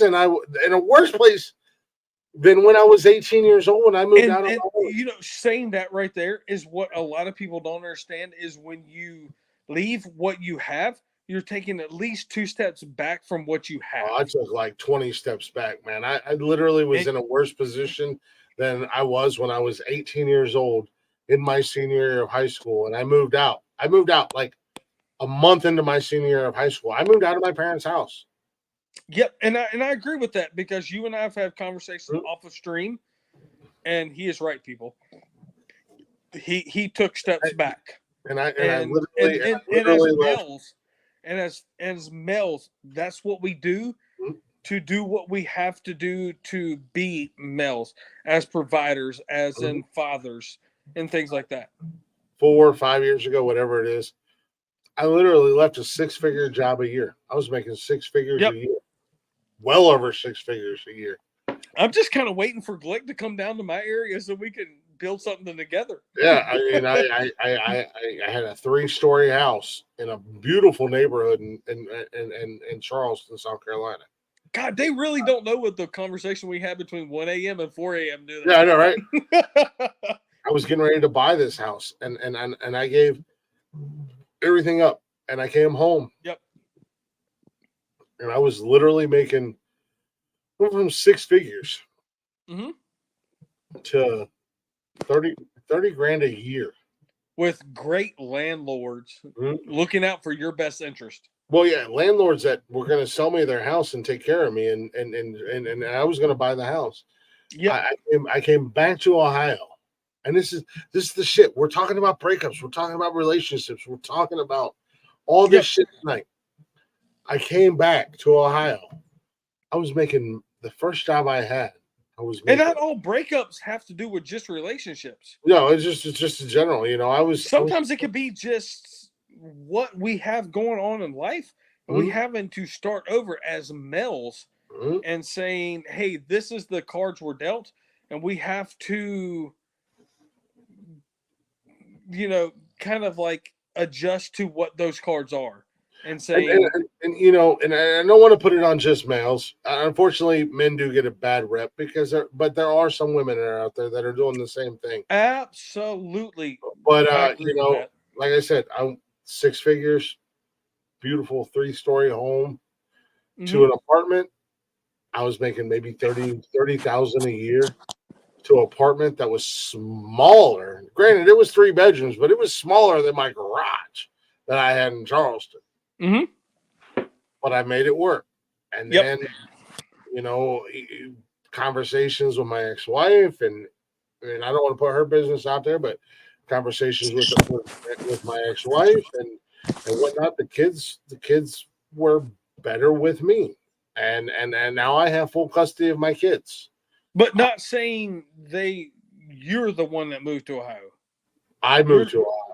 Yeah, but I mean, she you're was not the coming up one here, who but I had no choice in the matter. If I'd have correct. stayed in South Carolina, I would literally get to see my kids on holidays, maybe. But And you're not the one who upended your 6-figure income, your 3-story house. You're not that you had that kind of dictated for you, well, saying, yeah. "Hey, if you want this, this is what you have to do." Well, and as a man, Yep. and I'm gonna put that out there because as a man, I wasn't gonna be away from my kids. You know, And and with even, that said, this is why I drive 3 hours away every 12 days Mhm. because I am a man and I have to do what I have to do. And I don't expect someone else to adjust their schedule for me. and the first 3.5, 4-ish years or whatever, we shared custody of the kids. It was 50-50. Mhm. And then almost, a year and year and a half, or a year and a half, almost 2 years ago, I said, the kids would be in a better situation if they were with me Monday through Friday. Mm-hmm. And we had a conversation. Like, we had a conversation. It wasn't fighting or arguing because, again, we get along. The first year was hard. The first year was, we fought a It lot. always is, isn't it? Yeah, we fought a lot in that first year. And I put all my cards on the table, and she was like, "You know what? You're right. So the kids are with you Monday through Friday. They're with me on the weekends. During the summer, we do a week on, a week off. I make sure during the school, like spring break, Christmas break, Thanksgiving break, whatever, they can spend as much time as her. It's not a matter of me taking the kids away from her. We're Mm-hmm. still parenting. We're still parenting together. We're still For co-parenting. sure. But they live with me. And then I moved from that apartment into the condo that I'm in now. And now I'm in a situation because of my job. Now, granted, I don't know that I'll ever see the money that I seen when I lived in Charleston. I don't know that'll ever happen. You can always come back. But I'm in a situation where I'm in a condo, but I still want to upsize. I still want to get something bigger, and I have the potential there to where I can do something bigger. And it's not just because of me. It's Nikki and Nikki has stepped in, and I got to give Nikki all the fucking love and respect in the goddamn world, because she's got 2 kids and her boys are grown. She's got a 24-year-old and a 22-year-old. Her boys are grown, and she knew coming into this relationship that I got 3 kids at the You still time. have some parenting to do. Yeah, I got 3 kids under the age of 18, and she has stepped in, and she's awesome, and the kids love her, and she loves my kids as if they were her own. And see what's really cool about that, she under 18 accepts that you have a podcast, accepts you have a job. Mhm. All that is freaking awesome and should not go unrecognized by anybody in your life and in the community. Because there's some people that'd be like, "Oh, well, this is all that you got 3 kids under 18. You don't have time for anything else." Because there's some people that is really like that who are not supportive outside of just the the dad mode or whatever. You know what I mean? Mhm. Yep. So that's And really cool of her. Nikki's a goddamn rock star, and I mean, like, so she never, so like, she never got to do Elf on the Shelf with her boys because it wasn't a thing when her Mhm. boys were growing up. So this is the first year she's ever got to do Elf on the Shelf. My Oh, that's son, cool. my son still believes in Santa. He loves our elf. He gets excited. Once Halloween is done, he's super excited for our elf to come back. That's And cool. I told her last night. I said, typically I do all the Elf on the Shelf stuff. All the shenanigans and everything like that. I said, but you're having fun with it. Yeah, that's super cool. I always get excited for people who do things like that because we don't celebrate holidays in our house. I'm the only one that celebrates 4th of July because Mhm. I am pro United States, pro country. But other than that, we don't really celebrate holidays. So I'm always super happy that people get to celebrate certain things in their house. So that is really cool that you have someone who's younger who still believes in things like that. Mhm. No, she's great, man. And I'm glad I got to finally wave at her the what was it, Saturday.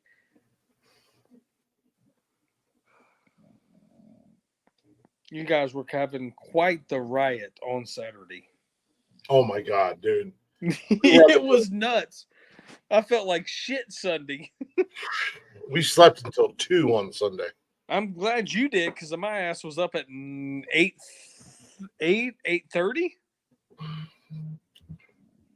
It was ridiculous. Anyways. So, watch me bring this back around. Watch me bring this back around. Watch me bring this back around. So, as I said, we go through life and we do these dances and we're in relationships and we're out of relationships and everything else. But at the end of the day, as Benji said, Benji has one aspect of it. I have another aspect of it. Sometimes we go back to what we know. Sometimes we go back to the comfortability, the reassurance, the whatever it may be, whether we're there to learn a lesson or whether we're there just because it's available and it's easy, as I said, but it is what it is at the end of the day. We're human. Now, I got another song for you guys. Sometimes I call it confirmation. Yeah, and sometimes it is confirmation. Like, let me know that this is still cool. But again, I'll always bring this dance around because this is a music show, and I got another song for you guys. And it's my guy Morgan Wallen. We played him earlier. Let's go. Earlier, Morgan Wallen's song that I played was a little "fuck you" to an ex. Well, this song that I'm about to play for you guys now is about making the mistakes over again and going back to doing what you know is safe. It's a safe spot. It's a safe zone. This is guaranteed at the end of the day. It was Morgan Wallen with "Last Night." Cheers.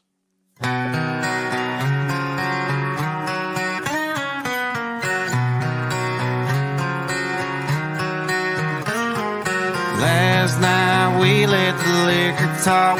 I can't remember everything we said, but we said it all. You told me that you wish I was somebody you never met. But baby, something's telling me this ain't over yet.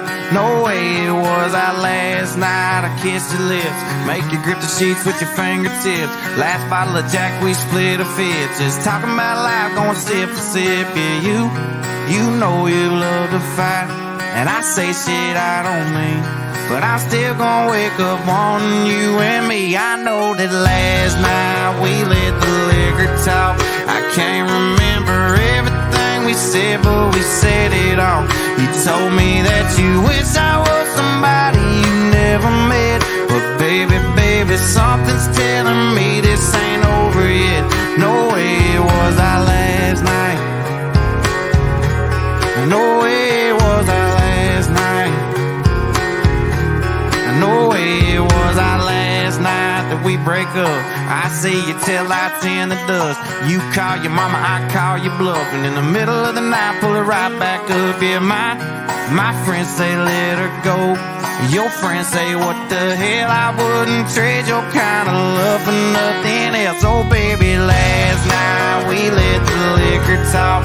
I can't remember everything we said, but we said it all. You told me that you wish I was somebody you never met. But baby, something's telling me this ain't over yet. No way it was our last night. We said we'd had enough. I can't remember everything we said, but we said too much.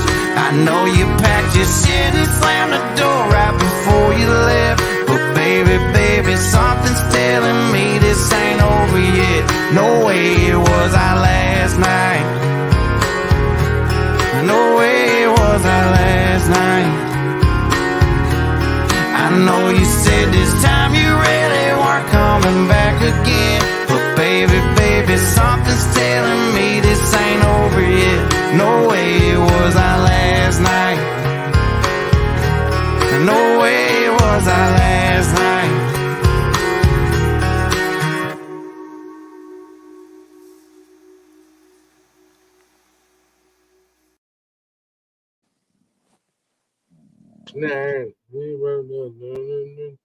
What in the hell is going on with the camera? There we go. That's better. Goddamn Morgan Wallen. Speaking of the truth, ladies and gentlemen. Yep. So is it a thing that country music is that short?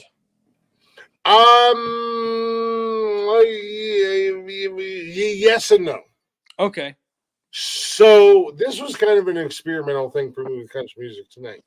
So the next country music show I do, I'm diving back into my world. Now I grew up in the 80s and 90s.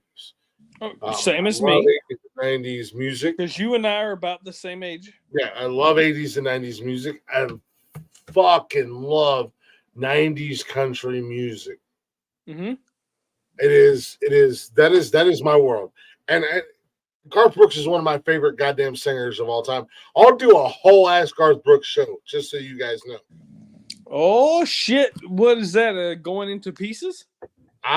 Dude, I literally on my dresser right here. I literally have. I am the biggest Garth Brooks fan. I know every Garth Brooks song word for word. I have every Garth Brooks album. I don't even. I can just fucking play Garth Brooks in the background. I don't even need to pull a video. I know everything by Garth Brooks. He is my number one.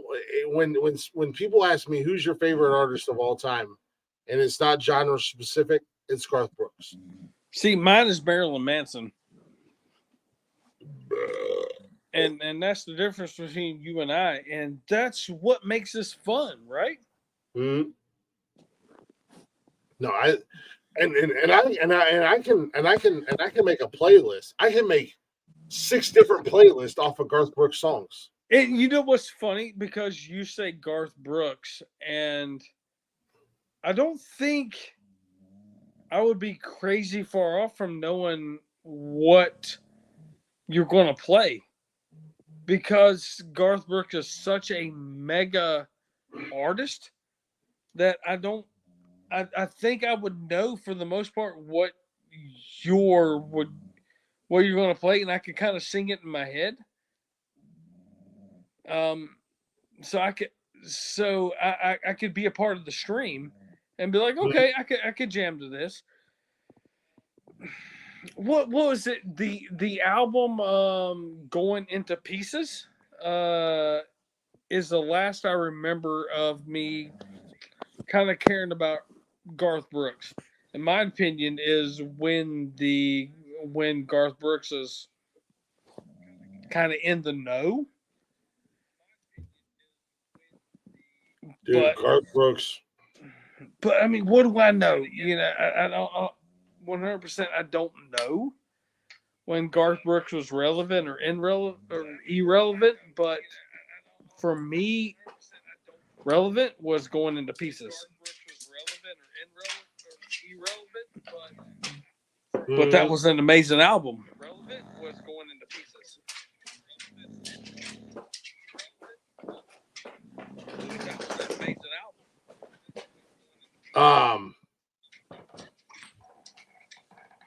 No, it's dude. I've seen Garth Brooks 3 times in concert. Okay. That's just his music. The only downfall with Garth Brooks is that's just his music. He's slightly woke, right? He's not woke. He's just so are you full sure of himself. He's not woke. No, he's not woke. No. He's just so full of him goddamn self that you cannot go on YouTube and look up. You have to have a subscription and pay for, I don't know if it's Spotify or what it is, to actually listen to fucking Garth Brooks music. Oh, fuck that. So that's like the Metallica of Garth Brooks. Yeah, if you go onto YouTube, ladies in the chat dropping the emojis. Leggy. So it's a pain in the ass. And that's why I said if I did a Garth Brooks show, it would literally just me playing it in the background and cranking it up. And turning my mic off because you can't find Garth Brooks anywhere. Interesting. That's the only downfall. I remember being in, let's say, 92, maybe 91, 92. Mm. When did In Pieces come out for Garth Brooks? Brooks was an elephant.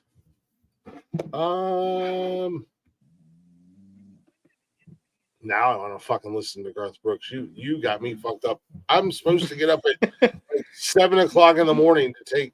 You got me fucked up. So I'm blaming you.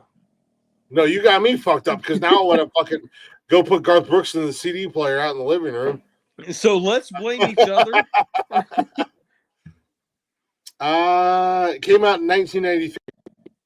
When It was released 1990 August what? 31st, 1993. Okay. So 93-ish, 94 is when I got into Marilyn Manson. So that would be Marilyn Manson Smells Like Teen Spirit. Or Smells Like, oh gosh, Smells Like Children. Teen Spirit was So I went directly from country to hardcore rock, I guess. Which is really funny because whenever Metallica Black Album came out is when I was like, okay, I might be interested in rock. And then I think Metallica Black Album came out, then Garth Brooks Into Pieces, then Marilyn Manson came out. Then I was like, okay, I'm definitely into rock. Is what like, because I was young, because I was born in '82. Rock is what I'm into. Country is just kind of like a side note. What is bed? You don't even know what bed is. You talking to Chad or you talking to me? Lady. Well, we don't work. Yeah.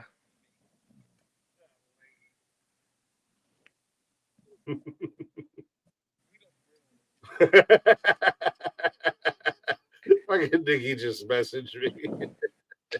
She's great. Nikki messaged me. She said, "Are we drinking?" LOL. I said, "I mean, I am." I have been drinking since like 2:00. So that Garth Brooks In Pieces album has one of my actually favorite... In Pieces is. I'm not a country whatever enthusiast. That is an amazing album. The album has two of my favorite Garth Brooks songs on it of all time. I'm going. Hold on. Before you say anything else, does Thunder Rose? What? What is it? Thunder something. Rolls is not on In Pieces. Okay. No, and you're not going to know these songs, and probably most other people will not know these songs. Mm-hmm. The one song on that album that I fucking love is one of my favorite songs ever by Garth Brooks. It's called Red Strokes. I'm sure I heard of it 10 times because I actually bought the CD.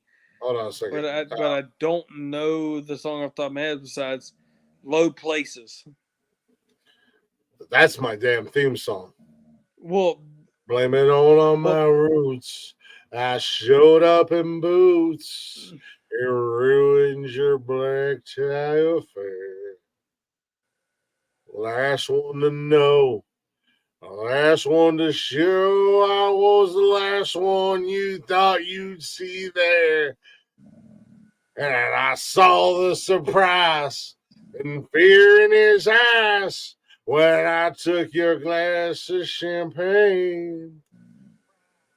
I toasted you, said, honey, we may be through. Absolutely. Absolutely. That was,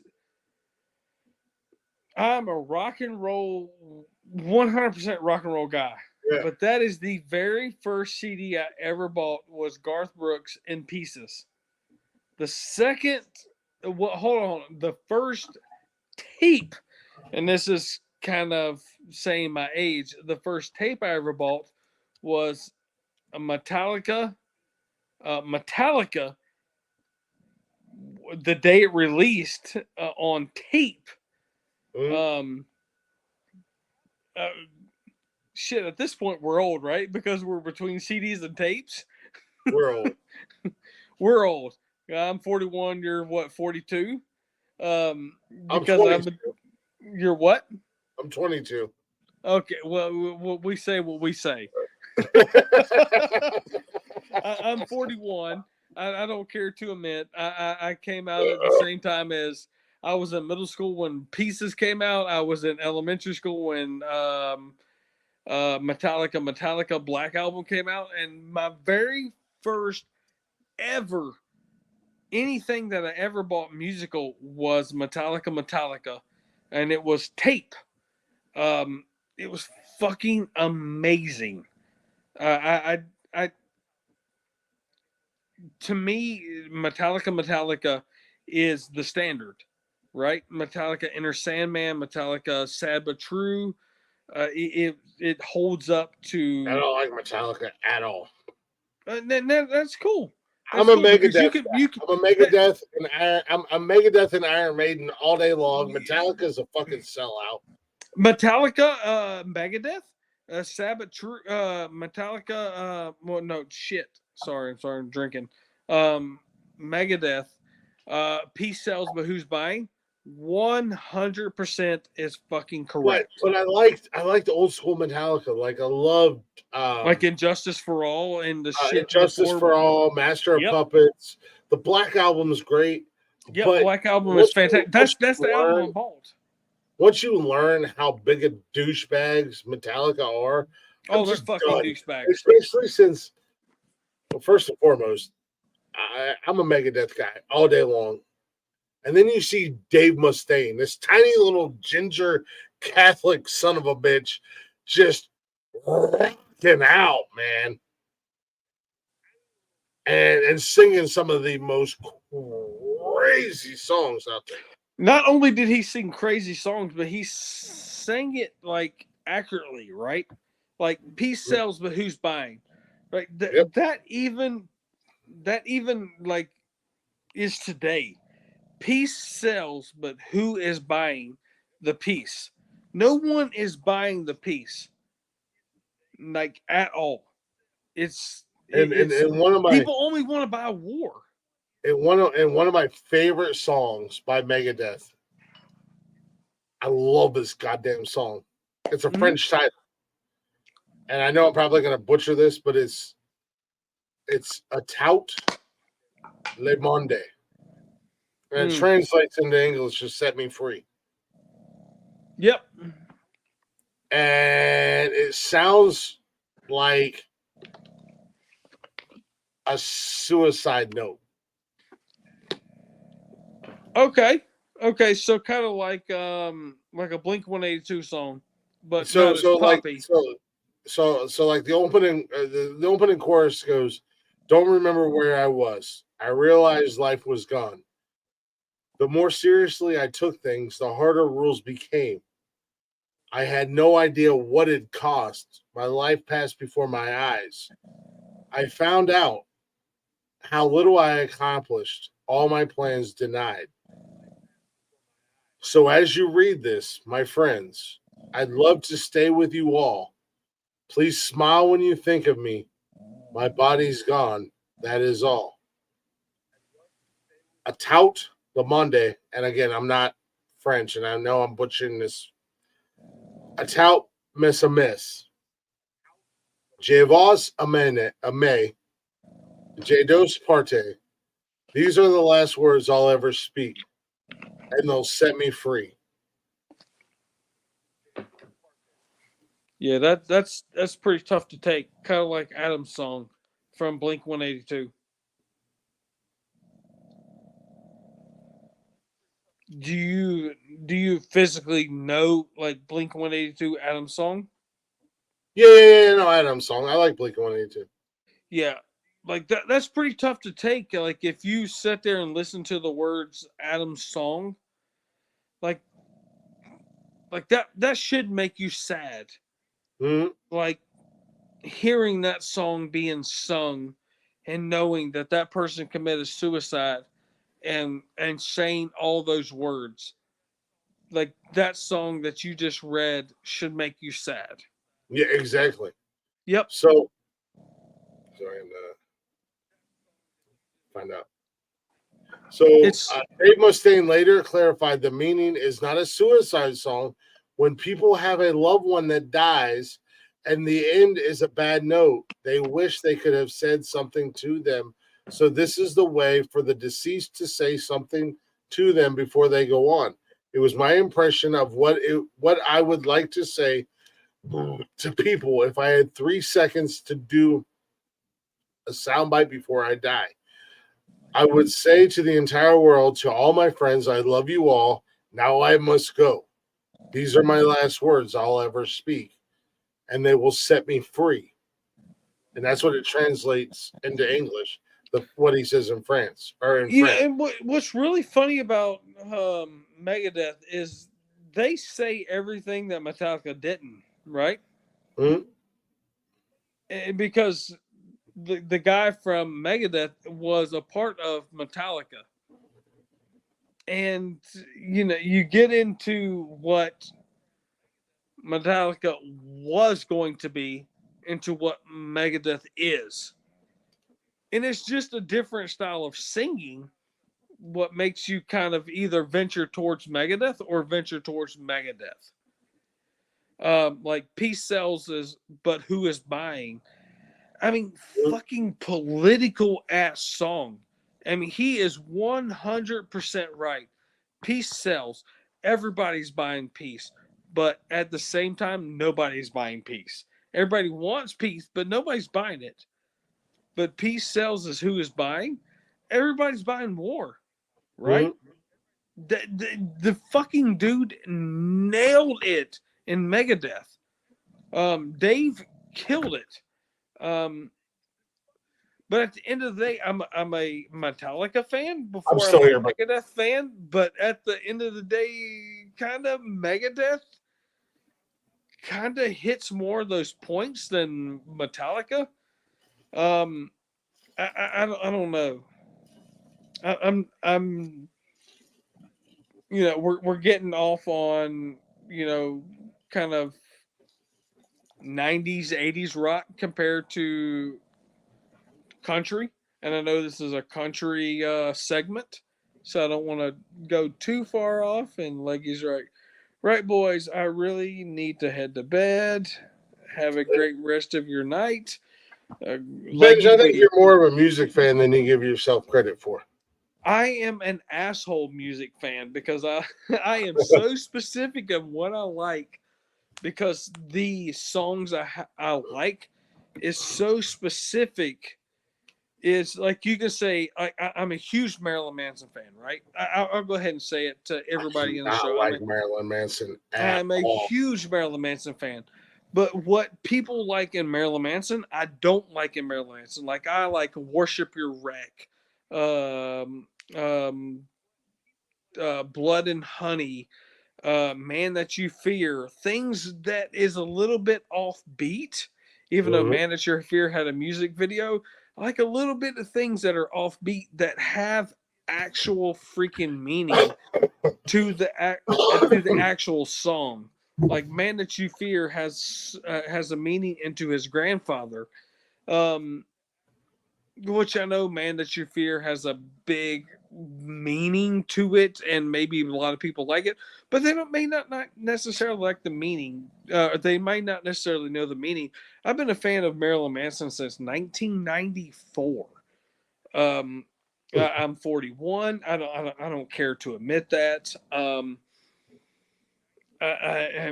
I grew up all through the Korn era, Manson era, Tool era, all that. I am a huge Marilyn Manson fan. I've actually seen Marilyn Manson in concert. I've seen Tool.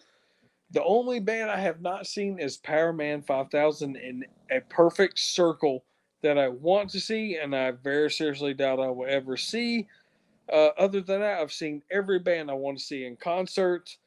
I'm a fan of music, but there's so limited music that I enjoy that I have a tendency to listen to either a podcast, which is nonsensical nonsense, or I listen to sports talk radio. Because they don't You play know, them. I used to listen to a lot of a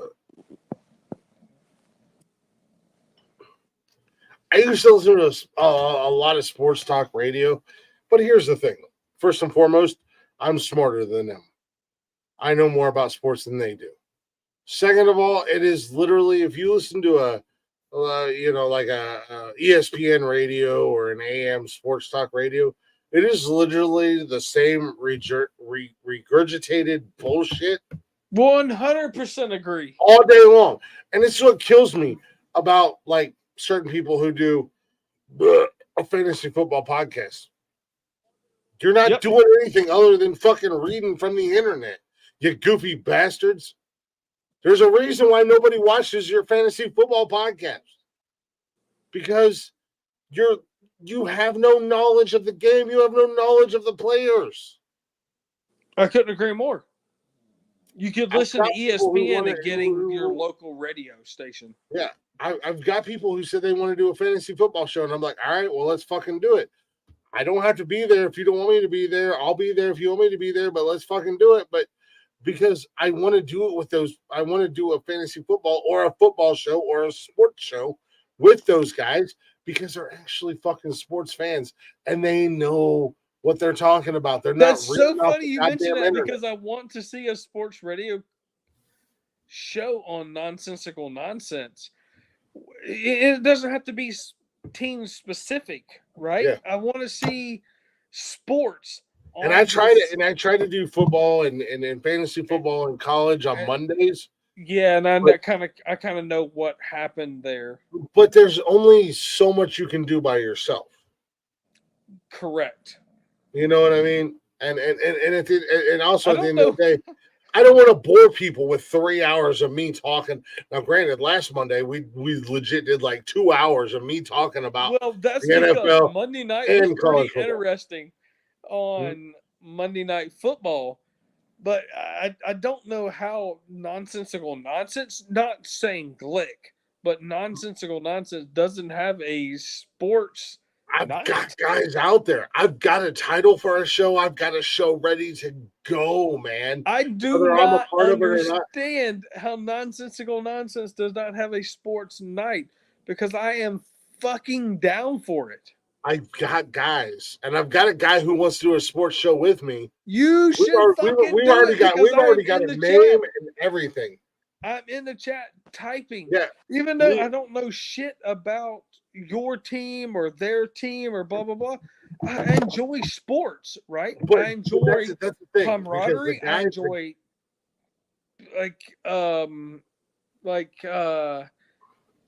like competition, right? That's what it's about is the camaraderie between guys and some of it girls or females, but for most of the part it's males. I enjoy that banter that we get. I want to do something, Binge. Mhm. I want to wrap this up. Yeah. And then I want to do something. Are you down? Are you down and you're not like rushing off to bed or leaving or anything like that? God damn, it's 11:37 at night. Okay, well, I do have to travel to North Carolina in the morning, but yeah, I'm cool for a little bit. Have Mrs. drive. I want to drop this down. Yep. Dance with me for a second. I'm willing to. What, you hold me or am I holding you? I'll lead. How about 50-50? Okay, I can do that. All right, you grab my lower back at the beginning, then I grab your lower back. Yeah, we'll shift. Okay, so I want to wrap this up. I want to wrap this up. I want to do this. And I'm going to play this song more than once. I love it. This kind of wraps me up in a nutshell. Thank you guys for listening to the Glick's House of Music. We were all over the place tonight. It became a whole ass full fucking show. I love it. You guys enjoyed it. You can find this show everywhere you find Nonsensical Nonsense. Nonsensical Nonsense will be back tomorrow night, 7 p.m. ish. Jeff and I will be here. Jarvis will be here. He says he's going to be here. Benji may or may not be here. We'll see what happens. And we'll see what happens. Doors open, so we don't know who's going to join us. Do appreciate you guys listening. Hopefully you enjoyed an extended version of Glick's House of Music. This is way extended version. This is like Yeah, a way it's like extended 90 version. plus hours. But we were doing breakups, we were doing relationships, we were going through the emotions. Yep. And I'm gonna play this song again, but this is kind of me in my nutshell in my 20s. This is Chase Beckham. And the song's called 23.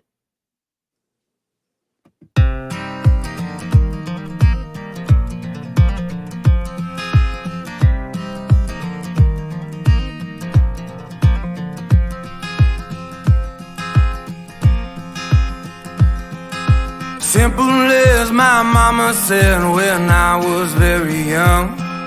She told me not to worry, son, one day you'll be someone.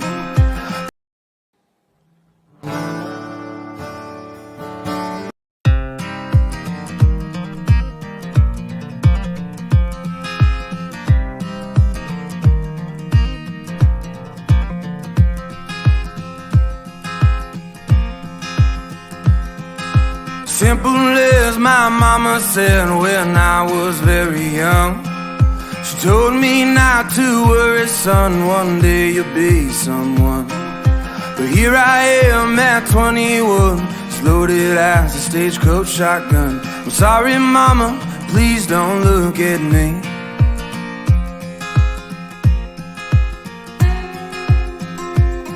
When I got to Oklahoma, I was 17. My papa taught me how to work, and Lord, he was mean. Working all day in that August heat, and he taught me how to fish. My uncle taught me how to drink. Well, I went to California and I had me a band, and we played in all the bars in all the southern lands. We played all night and we drank for free, all of my boys and me.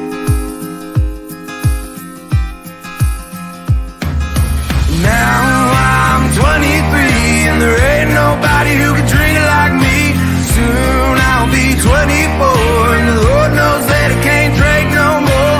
I know I should have taken it slow. It's not the way that my life goes.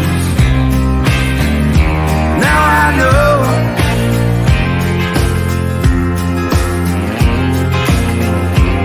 When you're passed out on the floor, sober by 24.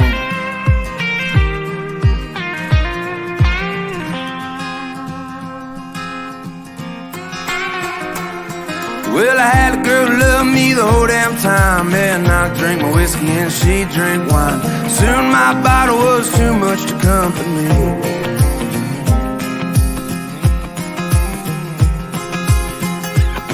Yeah, we'd sit on the river and we'd fish all day, and we'd drive across the country, let the radio play. 7 damn years I never thought she'd leave.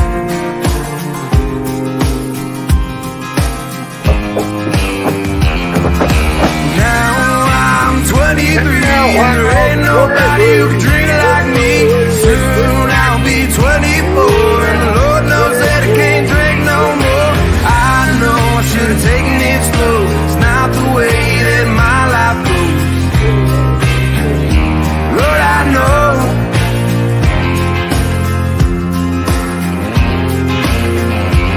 When you're passed out on the floor, you're sober by 24.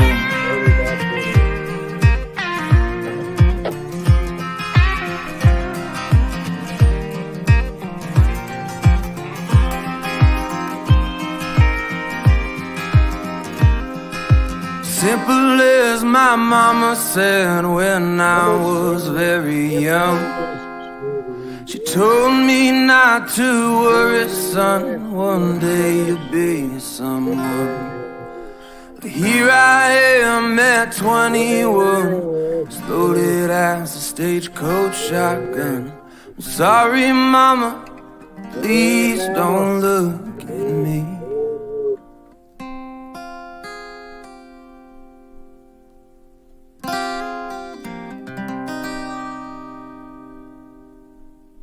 Now I'm 23 and nobody drink like me.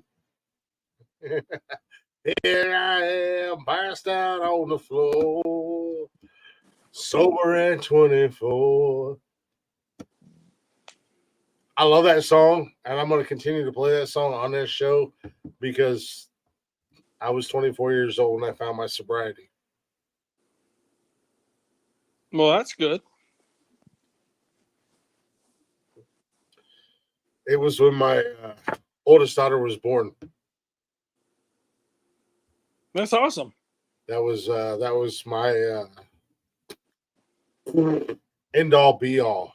Hit the wall right before she was born. That's amazing. So that song's gonna be a mainstay. That might be the closer. I don't know. That might be the closer for the show. Anywho, thank you guys for listening. Thank you guys for hanging out.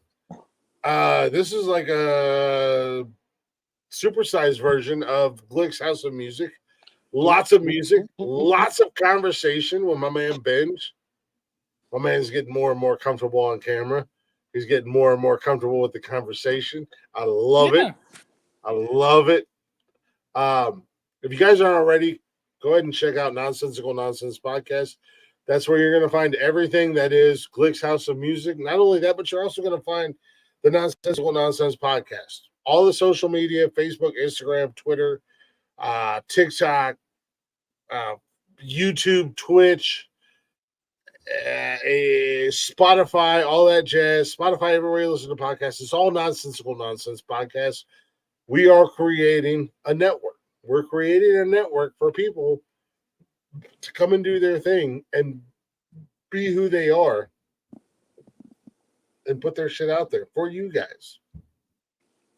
That's awesome. Now, Glick's House of Music will be back next Friday night. And I have to say that you guys are in store for a little bit of a treat. Because the cool thing about Glick's House of Music is you guys get to learn and see a different side of me that you guys may not have ever known about me and how much my love of music affects me as who I am as a person. Where I stand as a whole and everything like that, and the music I love. And now I have, you see, I do these shows, and then as I'm doing these shows, I get all these ideas. I'm going to get really judged down the road because next week's going to be one thing, but then down the road, I'm really going to get judged because I'm going to do Glick's Guilty Pleasures. Ooh. Yep. And and Nikki got to kind of see that side of me the last 2 trips to PA, and she's like, "You really listen to some gay ass music?" Dude, I love gay ass music, and I'm willing to judge gay ass music. But no, I do appreciate y'all listening. I do appreciate y'all hanging out. Hopefully you enjoyed the show. Hopefully you enjoyed the music. Hopefully you enjoyed the conversation in between the music with my guy Benj and I. Benj, don't go nowhere. Dance with me. I'm going to do a little something. My hands on your ass. Your hands on my ass. We don't know what's going on. We're just dancing and enjoying life.